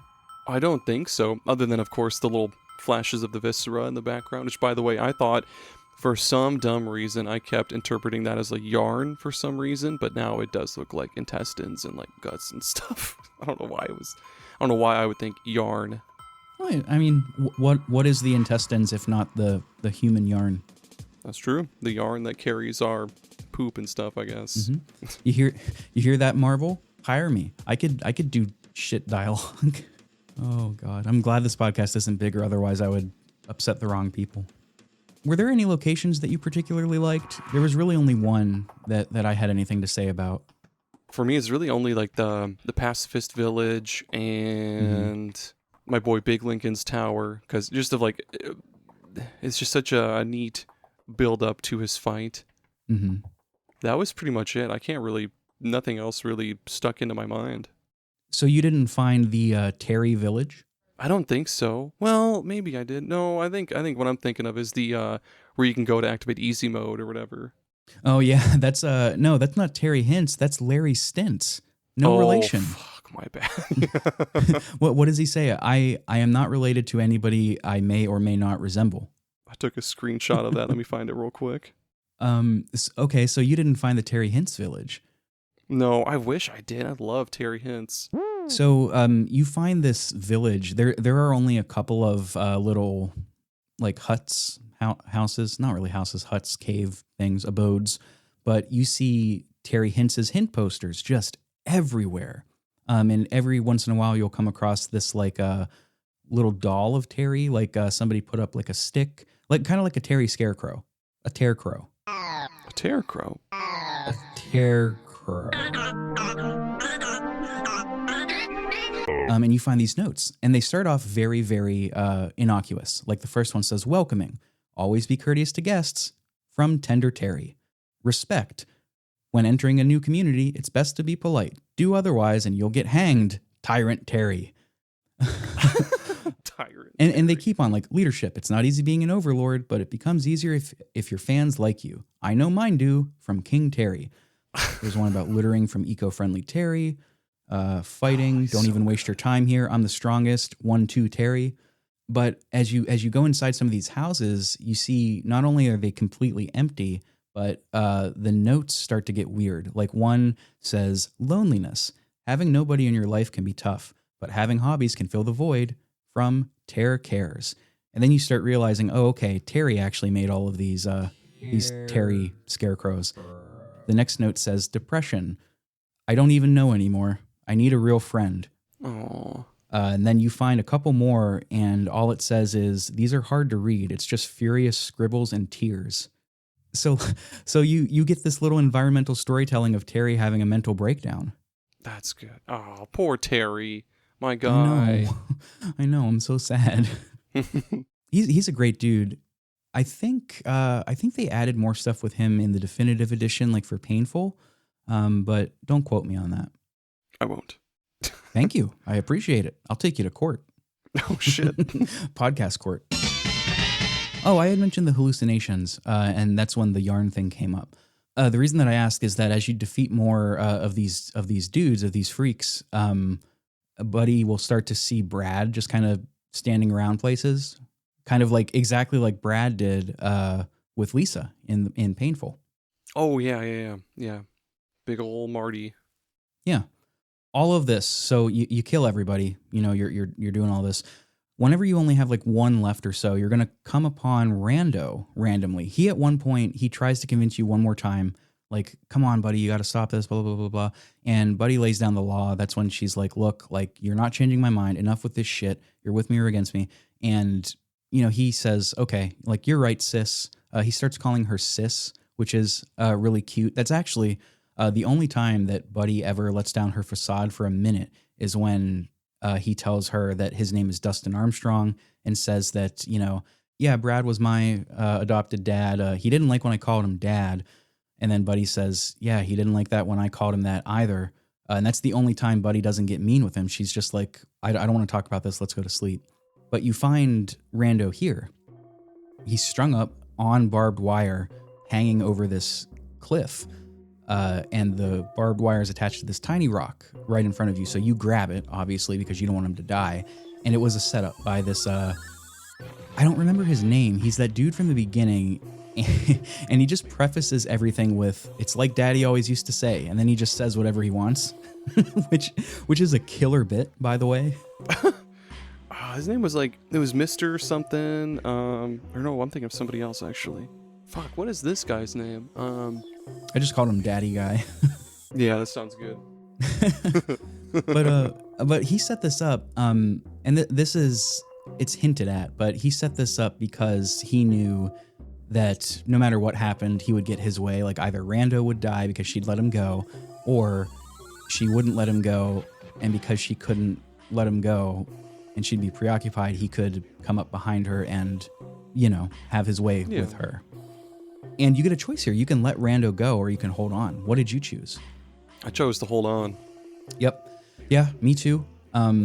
If you let go, you eventually get to the same point. Because Rando doesn't die. So you think he's going to, but he doesn't.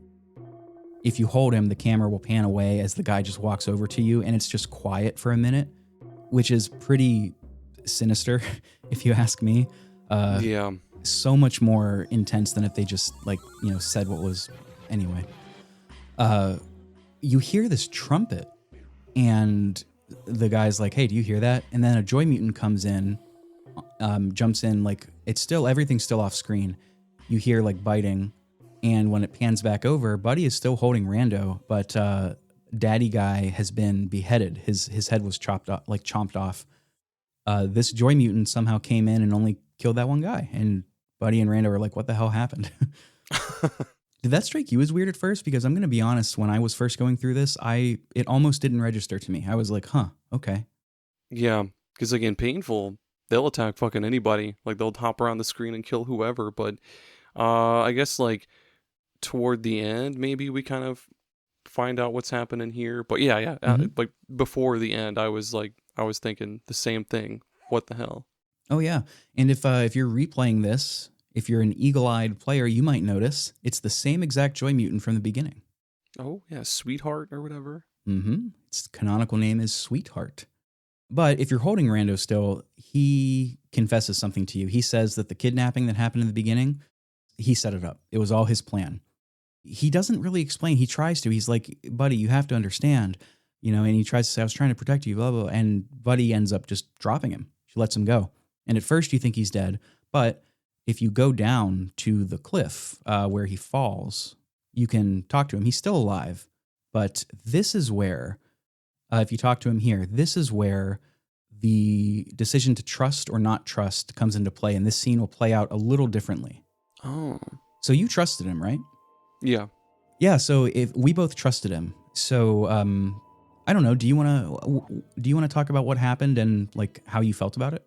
Yeah. So the scene I got was you go down there, Buddy's talking to Rando, and he's I forget exactly what he says, but basically he says a lot of shit, basically borderline Brad type shit, where of course he was in on the kidnapping, basically saying that he set up the kidnapping because she has a duty to fulfill. Not like, maybe that's not like the best word, but she has a role to fill. She has, she's the last woman. She's got shit that she needs to, well, not shit she needs to do, but he says some borderline Brad shit, still trying to basically keep you contained because you need to repopulate the world. You need to do this. You need to do that. Basically commanding her, not really giving her a choice in like anything. Mm-hmm. Yeah, Buddy slits his throat.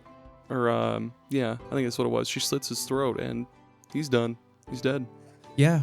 Yeah, it ends with her slitting his throat, but she starts just by beating the shit out of him. And she calls him Brad because that's what she's hearing. She's hearing him say, I want to protect you. I want you to be safe. And she's like, she repeats that, and she's like, is that right? And he says, yeah, So she starts beating the shit out of him. She's like, I hate you, Brad. And again, this is the flashes of the yarn, the Joy mutation. Joy yarn. And she slits his throat. What's cool though is if you chose not to trust him in the beginning, when she comes down here, she's not nearly as pissed. She's like, yeah, I never really trusted you, so I kind of figured this would happen. And I don't quite remember what she says exactly, but it's something to the effect of like, I expected this, you're doing what you were gonna do. Nobody else would have done different. Like it's fine. Don't worry. I'll take care of things. I'm going to make this quick. And then she just kills him. Shit. Yeah. Yeah. I mean, it's not all that different, but I thought that was pretty interesting. Like she wasn't mad. And in some ways she was a little more humane about it. She was like, don't worry. Like this will be over very quickly. And that's it. Rando's dead. Rando's done.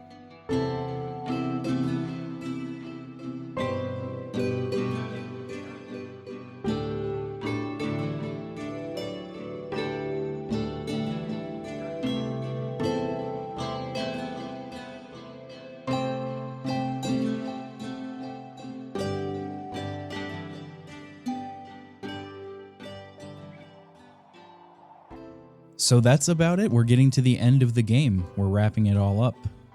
And this ends, I have a lot of mixed feelings about the ending of this, actually. So the ending here, Buddy has killed all of the list bosses. Big Lincoln's dead. We've sent Big Lincoln to hell. Everybody else is dead. Good riddance, dude. And at this point, it's kind of cool the way that it's presented. You don't know what's reality anymore and what isn't. Because right at the top of the list, you've got Brad and Rando looking down. Both of them are dead, more or less. They're looking down. Blood, bodies, viscera just speckle the landscape. And it's funny. There are daisies or flowers of some sort blooming out of the ground. It's the same flower that Brad gave Buddy when she was a baby, but it's blooming out of the ground, and blooming too are like bodies and corpses and cadavers. It's this really like hellish, almost Lynchian kind of presentation, and you don't know what's real and what's not anymore. And it doesn't help either because you get that clumsy, like you remember that clumsy trumpet melody that's just kind of waddling and dawdling around. Oh yeah. Coming here. And so you walk to the left, like you do in video games, and you see the trumpets being played by this guy. Were you expecting, one, for this for that trumpet music to be part of the game? And two, did you ever find him before? I think there's at least one spot you can find him before. No, I didn't encounter him at all. I've read a few things that say that you can see Dr. Yato, not like in the distance, but you can spot him a couple places throughout Painful. But no, I never did see him in Joyful. I also didn't expect the ending to be like this. I didn't expect the trumpet to be tied into the story like this either. It's quite the choice. Yeah. And by the way, for what it's worth, I only saw him in Painful myself, which I restarted a playthrough of Painful, and I've already gotten a couple of dudes that I never got before. Nice. Yeah, I don't think I ever got the Rooster Man. I don't think I ever got him, or the luchador wrestler that does the same sort of dial combo that Brad does. Never got either of them before. Oh, was he the one that body slam? Or no, he headbutts everything? Or oh yeah, what's this thing? Okay. Yeah, he's not too bad. Oh, yeah. Yeah, he's pretty cool. He's a joy addict, so you have to manage that. Oh, it's the whole thing. Damn it. So, okay, I have a question for you. How do you feel about the game sort of explaining everything that Painful had kept a mystery? Like, do you find this satisfying to understand like how this universe is working, or do you think keeping it a mystery would have been better in some ways?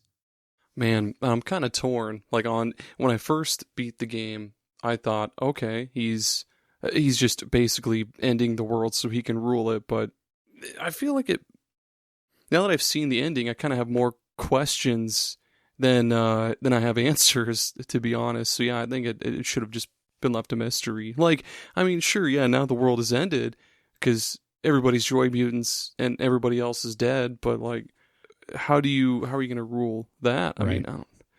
Yeah, that's one of my biggest problems with him being Austin Jorgensen choosing to lay this all out, is that Dr. Yato is not really that compelling of a villain. He's kind of just a comic book villain. He wants to see the world burn, and that's sort of it. Yeah, even his fights are lame as shit too. I mean, he doesn't, if you want to call it a fight, because it's just you hitting him over and over until the fight just kind of ends. And it's weird that he was just kind of shoehorned in right at the end. Like, there was maybe a couple of little bits of him sprinkled here and there throughout Painful. I think there was like maybe one mention of him in dialogue in Painful, but in Joyful, I mean, you can go to other than going to his lab, he's just shoved right into the end. I don't know. I think it is kind of just too much. It's way too much in not a lot of time. I have no idea if this was added for the definitive edition, but do you remember in the beginning of Painful when Brad gets beat up as a kid and you're walking home? Mm-hmm. Yeah. If you keep going past your house to the right, you can see Dr. Yato before he's like an old man. He's just kind of like a 40-year-old kind of old man, young old man. And he's standing there. He's kind of like jacked. It almost looks like he's sitting there in a suit. And if you talk to him, he just says, Olathe ... It's perfect. So if that wasn't added in the definitive edition, then then he had this plan from the start. But even still, I think I don't even have a problem with Dr. Yato being behind it all. It's more so like, why the execution?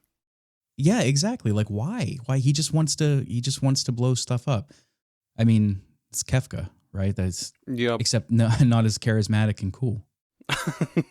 Definitely not as entertaining. Like him kind of just being like, "Oh, hey, I'm your dad," actually, to Buddy, like right there at the end.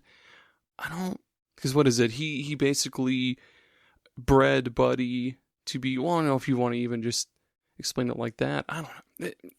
You give a 50-50 shot of getting a boy. What if Buddy had been a boy instead of a girl? I don't know. There's just so many questions I had. I'm not quite sure. I guess it's possible it could have been planned after her birth and it kept in a contingency before then, like, in case of girl break this glass kind of deal. That's yeah. But that is like, that's the gist of it. To summarize what Aaron said, Buddy was born from Dr. Yato and her mom, and she was intentionally placed into this Olathe to start a war. Like, he placed her there He kills Buddy's mom afterwards. You can hear that implied in one of these epilogues that we'll talk about. Mm. And somehow, I'm glad they didn't try to explain this because this would have been total malarkey. But Dr. Yato can control the Joy Mutants with his trumpet, which anytime you hear that in the game, technically that's canonical. And you can see him a couple times, like you had said, Aaron, in Painful. And that's what he's going to do to you now. I do kind of like what he does. When Buddy walks up to him, she's like, all right, like, you're the last man left. You're the only one. You're not standing in my way. Like, what's going on? You got to tell me. And he just goes, no, like this isn't the plan. You're not supposed to be here. No. And I think that's pretty cool. Instead of just having like the bad guy kind of have a breakdown and say, but this was my plan. And this is when you came in and foiled it. And all that kind of stuff. I thought that was nice. Yeah, I think it is too. But he plays a little Latin jazz, little beat. And you have to fight Sweetheart, that Joy Mutant from the beginning. And the Joy Mutant that decapitated the guy that was the daddy guy, we could say. The daddy guy. Yeah. Yeah, it's just like Daddy used to say. He's the daddy guy. Buzzo, it's just like in the beginning, Buzzo will step in to handle things, and he'll tell you, Yato's got a vaccine. Go get him. Take that vaccine, then take it. And you do. You go up to him. This starts the final fight with Yato. You go up to him. He's sitting on this giant rotting, mutated flesh patchwork of a throne. And I love the little flourish that they do. The throne has this little, I don't even want to call it a hand or a like a throne desk thing. It's holding the trumpet for Dr. Yato. I thought that was kind of cool. But yeah. You walk up to him and you're like, you're going to tell me or I'm going to kill you. And you don't actually say that. I forget what you say, but he turns. He won't look you in the eye, and he's like, you better stop or I'm going to have to kill you.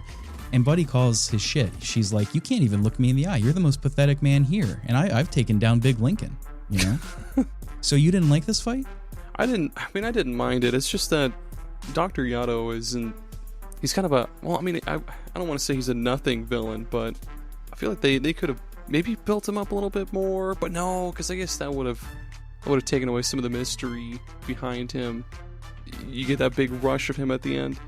I'm still so torn on this whole thing, man. Also, why the vaccine? Did he see himself at one point becoming addicted to joy and then eventually becoming a mutant? Or like what was the point of the vaccine? Like, if he really wanted to watch the world burn, why have it? I don't know.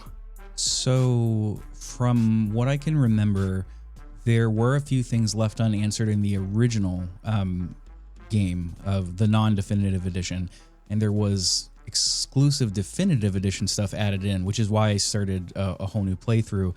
The definitive stuff in Joyful is so stupidly unintuitive to get. Like, you basically you're not going to get it by accident, that kind of thing.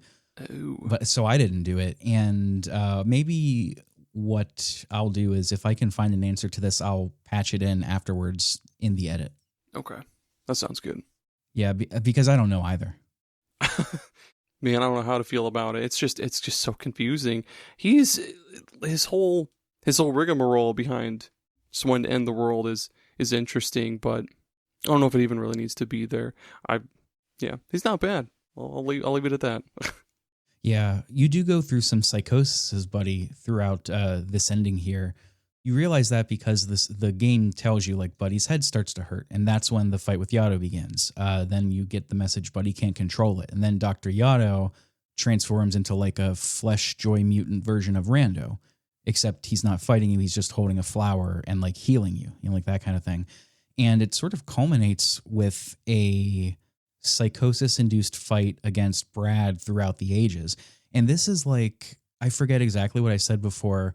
It feels like we recorded like days ago or something. But I forget exactly what I said, but there are a couple scenes in this game that really, I like them despite not loving the whole game. This is one of those scenes. This I think narratively there is an argument for it not being here, but damn if playing it again wasn't just choke inducing. Yeah, like I completely forget a lot of the stuff that Brad said, or the hallucination of Brad said during this fight. But now that I'm reading it, what you've gotten written down, that was some powerful shit that he said. What was the last one? Oh yeah, there we go. I really did love you with all my heart. That was tough to sit through. Yeah, you go through the fight. It's not an actual fight, it's just storytelling. But you go through the fight, you fight young Brad, and the messages will say Brad is lost. And you get these interludes. Buddy. Yep, buddy. That's the best I could come up with. Well, it's simple. You're my little buddy. I always called you that when you were a baby, and I guess it just stuck. Brad and buddy. Sounds good. And you get these interludes between each stage, between young Brad, older Brad. The one that stung the most was like after this next phase, you get the message, stop. Don't call me that. I don't like it. My name is Brad, okay? Brad. Like he didn't like to be called dad. And that leads into the fight against the version of Brad where he's all done up in Buddy's makeup, and he's like, that's the only sprite of him where he's ever smiling. Man, that stings. Yeah. God damn, man. It progresses to Brad being shirtless, called the Nobody. All he does is cry and hate himself is what, you get there. And the full quote that you had alluded to is at the very end. It's sort of this final reconciliation with Buddy. Brad spent the entirety of Painful so self-absorbed in this selfish idea of what it means to be redemptive, and confusing his own personal redemption arc with self-sacrifice and with the good of Buddy's life. That's kind of a big theme of that game. So here, even if it is psychosis-induced, this is her coming to terms with it, and Brad to her says, quote, "You have to know this, Buddy. I was completely lost before I found you. You made me feel something again. Things no one has ever made me feel. You showed me what love really is. And that's why, when I look into your eyes, it's the scariest feeling in the world. It's why I buried myself so deep into the darkness. But I promise you, I tried so hard to fight it. I tried. And no matter what, I really did love you with all my heart. I'm so sorry I failed you. I miss you so much."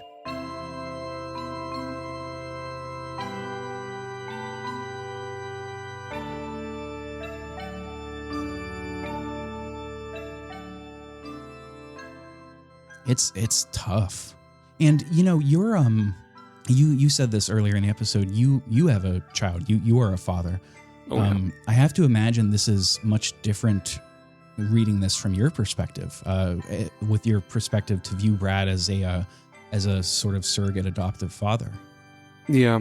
And it's tough, man. Like, this all feels like stuff, of course, I would say to my kid, but it's weird trying to take, how the hell do I explain this? Like, I get where he's coming from with all of that, but what was the word for it? Yeah, I get where he's coming from with all of that as a dad, but goddamn, the part about, where is it at one more time? Yeah, when I look into your eyes, it's the scariest feeling in the world. It's why I buried myself so deep into the darkness. Like, it's so easy to do that, man, but... Yeah, I imagine it's one of those things where there's no right answer. You can't just look up a manual online like you can with like how to use Reaper or how to make a podcast. It's like there is no how-to podcast to raise a daughter. Yeah, what hurts the most with Brad's case, like he tried his best. Like he tried, like he said, he tried so hard, but of course he's damaged goods, and all he wanted was to love Buddy and then make her feel loved, and in turn feel loved himself. But he's just so deeply fucked up that I don't know if he's incapable of feeling love or being loved. But yeah, he tries so hard. That's the one part that looking at his whole dialogue, it hurts the most. He's trying so hard, Buddy. Yeah. That's the tragedy of it all, is that he really did try. He tried to beat his addiction, and he tried to beat the trauma and the abuse that came from his dad, Marty, and the guilt over feeling like he basically killed his sister, even though that's not what happened. He did try, but he was dealt a really shitty hand, and he just didn't have the resources to figure out how to do with that. That sounds so fucking blue sky. Get the fuck out of here. Resources. He didn't have he didn't know how to deal with it. I mean, you had said damage good. I wouldn't use that term hurt myself, but I know what you mean. The roots of that trauma, of the addiction, are buried so deeply within Brad's core that they've poisoned the marrow in his bones practically. It's almost like there's no way escaping it. My one narrative gripe with this is like you and I played Painful, and yes, this scene, to be fair, this scene is very moving. My only note under all of that was Jesus Christ. Yeah. Like it is, it's moving. However, did we need them to tell us that? Like, we got that at the end of Painful. Like we knew. Yeah. And that the ending of Painful was way better, way more impactful. Yeah, I feel like we could have gotten that from just playing as Brad throughout Painful. Like, it's a good scene, no doubt, in this game. But yeah, I get what you're saying. It's a lot of the stuff that you see right here at the end that just feels shoehorned in just for the sake of concluding the whole thing and trying to tie up as many loose ends as possible. I'm just articulating this on the spot. I don't know if I'll feel the same whenever I come back and edit this. Future me will handle that. But between this and between the upcoming scene with Buzzo, it almost feels like Jorgensen has somewhat doesn't believe that the audience is going to understand that Brad is a tragic character. So he has to have this buddy coming to terms with it here explicitly. Buzzo saying, "Hey, he loved you so much, like you were his light." And it's like, me as an audience member, I'm like, this is the third time I'm being told this. Like, Painful told me this in a far more visceral and raw way. That is how the children might say that was a kick in the nuts. Like, that's how Painful told it. You're not going to outdo that. Why are you telling me it 2 more times? Yeah, I wonder if it's just because they sold the Painful and the Joyful as separate packages or something. Maybe like in case somebody decides to play the Joyful first and they wanted to get the whole experience, I guess, or the whole story. I don't know why you would play the Painful the Joyful first, but yeah. Yeah, who takes the bad news last? You got to take the bad news first, right? That's true. You do. I mean, yeah. Medicine and then sugar? Yeah, chase it down with some Gatorade. Yeah, that's what Mary Poppins said.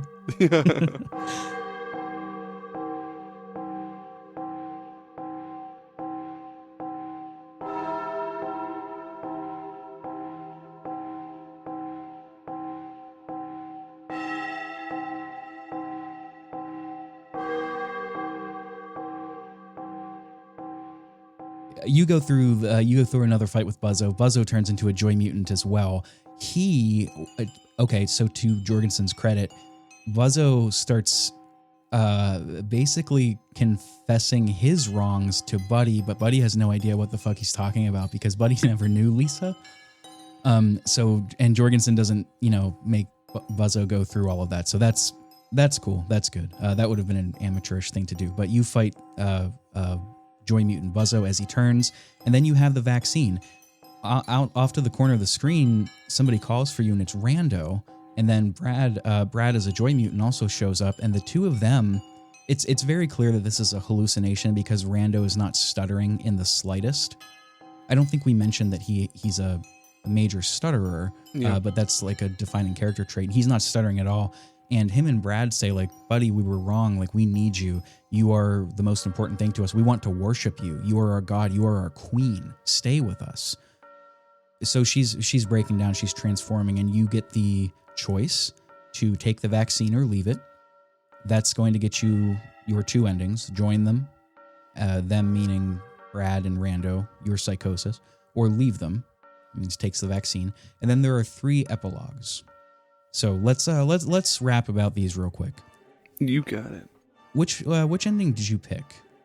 I picked take the vac. What did I? Yeah, I picked take the vaccine. Yeah, I got the one with the. What was it? I forget exactly what happens, but you see Buddy, and then Joy Mutant Brad, I assume alive. I mean, he's chilling there with them, and then of course you see the little baby there, and then I got the epilogue talking about Buddy's mom. I like how you said, of course, you see the little baby there, like it's just a given. To this day, as we're speaking, I don't know where that baby came from. Do you? Oh well, I'm wondering. I guess that was Buddy's then, right? Yeah, I mean, she got. I don't know. I mean, she got assaulted by that the one guy while she was holding up. Brando on the barbed wire, and I kind of just assumed it was from that, but. I mean, we can also, if we're expanding it back to Painful, there's no way Painful to Joyful took more than a year. I wouldn't think so. I actually don't know. But it's got to be Buddy's, I mean, right? I don't see who else it could have been. Because I'm pretty sure, Buddy's mom is dead, and Buddy is literally the only female. And we should mention that Yato gets yeeted off of a cliff. Buzzo, before you fight Buzzo, he chucks an axe and it hits Yato and he falls. Oh, yeah. And Buzzo's got one arm. He got that shit chomped clean off by Mutant Brad, I think it was. Mutant Brad or Mutant Rando. I forget. No, Sweetheart. Duh. God damn. Yeah, I think you can make an argument for the join them or leave them. I think at that point, Buddy is so power hungry. I mean, her big thing was craving freedom and control, but I mean, what is at the root of them if not power? So I could see her staying. If you choose not to take the vaccine and just let her mutate, it's pretty tragic. She will morph into a joy mutant, and she's sort of standing there over Rando's corpse. The wiki said that this is just typical joy mutant behavior, like fixating on something. I took it as a sign of like poetic mourning, MOURN. I don't know, but you can also see that she ripped Joy Mutant Brad clean in twain and chucked him to opposite sides of the of the valley. So she kills him. Oh man. But that's it. That's all that's different about the endings. And, you know, there are implications about the future. But the epilogues are where you're going to get the past and the lore filled in. And two of them are so fucking sad. Like, they're all sad, but two of them are just bleakly and just fucking sad. Which one did you say that you got first? I got the one with Yato talking to Buddy's mom. Oh, yes, I did too. Did you clock that as Buddy's mom first time through? Because I don't think I did. Like when it gets to the end, it's pretty clear they mean Yato, but when it gets to the end, he says darling, and I was like, okay, is he just like Tim Curry? Like, is he just putting some sauce on it? Like, I don't know. Maybe I'm a moron. I just didn't get it. When he got to the part about saying how, I guess the person he's talking to was just like a host, I kind of just deduced from that and came to my own conclusion, but I could be right. I assume it's her mom. No. You are right. It is Buddy's okay. mom. That is confirmed. You can. I don't remember if it's in Painful. I think it's in Painful in the definitive edition only. You can find that lab and you can find her corpse shot through the eye with a note by it. That says you're not needed anymore, darling, or something like that. But. No, you're right. The last quote from Yato says, "You're just a used up bag of flesh. You're not needed anymore, darling."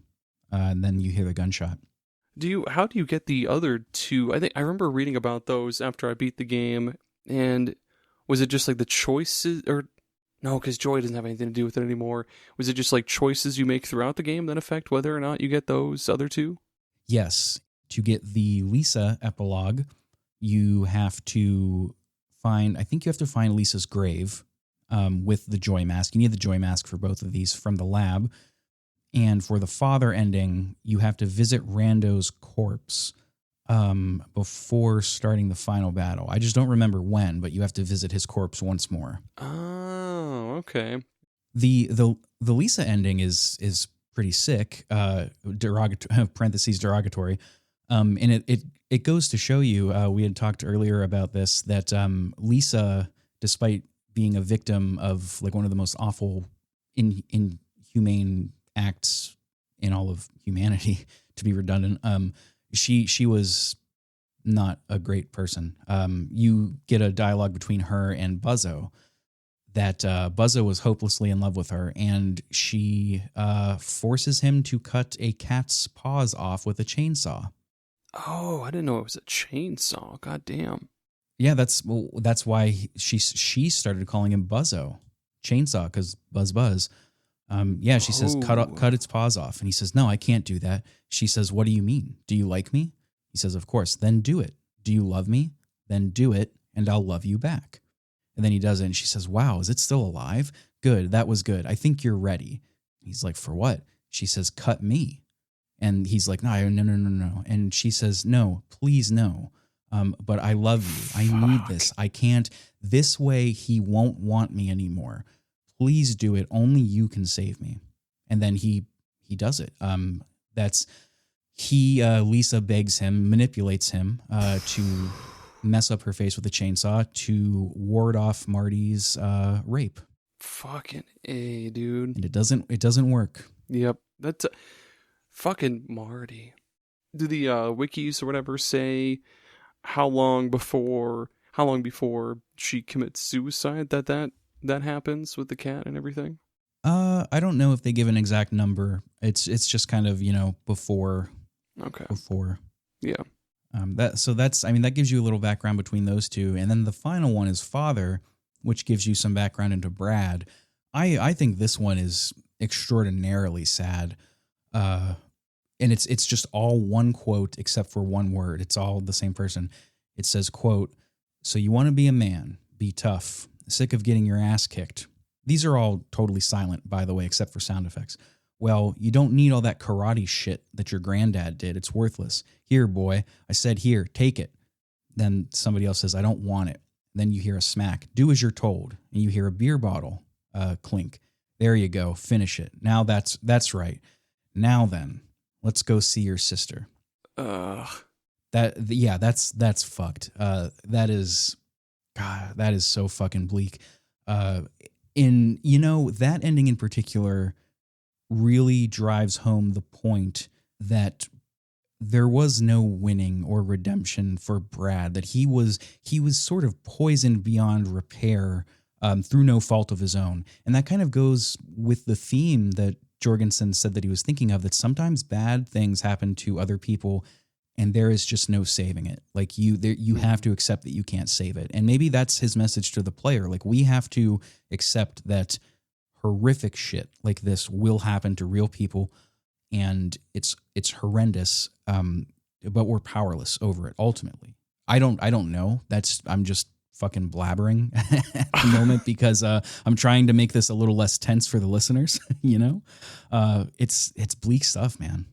Yeah, and if you think about it too, I guess in the case of everything that happened in Painful, yeah, Brad was just doomed from the start, and I guess that the same goes for everything that happened pre-Painful. He just all around just doomed from the start, and there was no hope for this guy. I mean, as much as he loved Buddy, there's no hope. Yeah, I think there's no hope. I wonder this is just me being nitpicky, but maybe there would have been hope for him in another world where Olathe didn't experience the Flash and humanity functionally gets wiped out. Yeah. But his upbringing plus the functionally what is the apocalypse. Yeah, sorry, man, but that's tough. That's Lisa. Yeah. Happy Valentine's Day, everyone. Not to be comical about it. Yeah, that's it.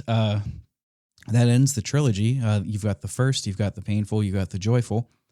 I think, okay, here's a question for you.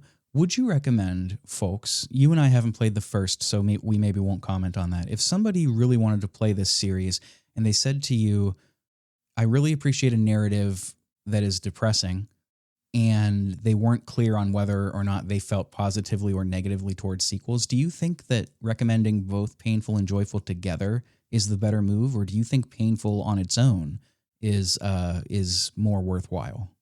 I think Painful on its own is... Yeah, I think Painful on its own as its own little self-contained thing. Of course, because it all works so well together in just Painful alone. Like, you've got plenty of flashbacks and alluding to what happened in the first, and then there's still lots of mystery at the end as to what's going on with Olathe, I always pronounce it Olathe, so I'm just going to go with Olathe. What's going on with Olathe and the Flash and the mutants and Joy and all that? Like, there's still lots of unanswered questions at the end, and I kind of liked that. Mm-hmm. I mean, Joyful isn't bad, but I feel like a lot of the things it tried to answer were just, they didn't really need to have answers, and they felt just incredibly shoehorned in right at the end to kind of give you this, I guess, to just give you this awesome gameplay package. It's like, look at all the stuff that Buddy can do, and then, oh, actually, we forgot about the story. Here's a whole ton right at the end. I would definitely just recommend Painful. It's all right there. Yeah, I'm with you 100%, man. I maybe don't feel as strongly about the shoehorned ending stuff, but I agree with you. I think Painful stands on its own perfectly well. Not knowing about Yato just wanting to burn it all down kind of makes it better because, it's unexplained, and that in and of itself is scary. Yeah, man. Because, like, if you think about, maybe not the best example, but if you think about the movie The Thing, have you seen The Thing before or heard about it or anything? This is going to be the 100th time on this show where I admit I haven't seen a classic movie. No, I have never seen The Thing. I know about like the opening. I know what that's about. Okay. Well, yeah, basically the point I was going to get to by bringing up that movie is that there's so many unanswered questions by the end of that movie that, I mean, if they did have answers, it might just kind of ruin what the movie is. What does the alien look like? Why was it here in the first place? And just a bunch of other questions. But yeah, I liked the ending of The Painful, just as it is. It was cool having everything explained by Yato at the end, and then you get all the epilogues explaining all that. But yeah, you get everything just fine in The Painful. That's on its own little self-contained package. I think that's really all you need. Mm-hmm. Oh yeah, that ending. I can't remember if this is still in there for the definitive, but the ending with Brad and Buddy in The Painful, where he's pierced with tons of arrows, bleeding. Mm-hmm. Buddy basically just told him, "Hey man, you made my life hell." And she finally relented to giving him a hug. And the last sentence of the game, did I do the right thing? Or no, is that the last sentence? Did I do the right thing? Oh, I can't remember. That says it all. I mean, I don't think you need think you need the extra game. But yeah, I agree with you, man. It's not a bad game. And it's only like 4 hours. So yeah, a little quick beat. Can't go wrong with that. And that's it. That's Lisa the Joyful. Thank you for joining me on this, Aaron. I've wanted to put this back into the feed and get Lisa back on the brain for quite a while. And I am glad when I saw how much you liked it, Lisa the Painful, recently when you wrote your review. I was like, yeah, let's ask him. Like, I think this will be the perfect pairing, because what better person to tackle a grisly game like this than somebody as grisly as yourself. Hell yeah. I mean, thank you for having me on, man. And if you ever do decide that you want to tackle the first, it's free. So yeah, I'll gladly boot that up, give it the old college try, and we can talk about that sometime. But yeah, thanks again for having me on to talk about this grisly game. Well, before that, I think you've got some splaining to do. You are the creator of the SuperPod network, and you host a lot of shows. You do several of your own shows, including a brand new one that I know that you're keen to talk about. So if you wanted to talk about that for a minute, tell the listeners what the SuperPod Saga Network is, what shows you can find on there, what shows you're involved with, and of course about the VGM podcast. The floor is now yours. Ooh, okay, yeah. So SuperPod Network is just a big old collective of really just a whole bunch of other gaming podcasts, and we have we do a lot of collaborative writing projects where every so often we'll do what's your favorite PS1 game, what's your favorite GBA game, or your favorite arc of this anime, so on and so forth. And Yeah, you can find all sorts of awesome podcasts on there. You can find mine, like Super Ghost, which is on hiatus for now, but it'll come back. There's also all of Bill Barber's shows, like you got Gaming and Collecting, the 3DO Experience, Geek Addicts. You've got, oh my gosh, Elder Trolls. I'm trying to remember off the top of my head all the shows that are on there, because there's former guest Retro Wildlands, of course, is on there. Oh yeah, Nomad's great. I love him. Pre-order bonus, Jake and Cameron, they're there too. You can catch Friday Night Gamecast there. Nick and Will, love them boys. Just a whole gaggle of awesome people in that collective. And if you ever so inclined, you can check out Chillscape, a Chill VGM podcast. It's just chill VGM all the time, whether it's PS1 tunes, N64, late night city vibes, or just like a shuffled mixtape type thing. I've got it. I love looking up, not like obscure, but I guess deep cut chill video game tunes and then throw them all together into an episode, and it's a lot of fun. So yeah, thank you again for having me on. And if I'm not mistaken, I believe you're also writing a GBA blog for us. I told you I'd get it to you, and I have forgotten. So that's real nice of you to tack that on at the end there. You can cut that part out if you want. That's all right. It's fine. But yes, you can find all of the Super Pod Network links in the episode description. Not all of the shows, but a link to the repository, the directory, the root. Check all of that out there. Check out the Chill VGM podcast, Chillscape. You can find all of that in the description. You can also find links to our stuff in the description. You can join our Discord. You can follow us on social media, Blue Sky and Instagram only for now. You can check out the Patreon if you feel so inclined. It's, of course, no pressure, but you can if you'd like. All of that and more in the description, as well as some sources for stuff about Lisa if you want to do further reading or listening. So, once again, listeners, thank you. Major thank you. Thank you, Aaron, for joining and for talking all about this terrific series. And that about does it for this episode. We are going to cap it here. I am Rick. I am your host, as always. We're going to catch you next time. We're signing off for now. Take care.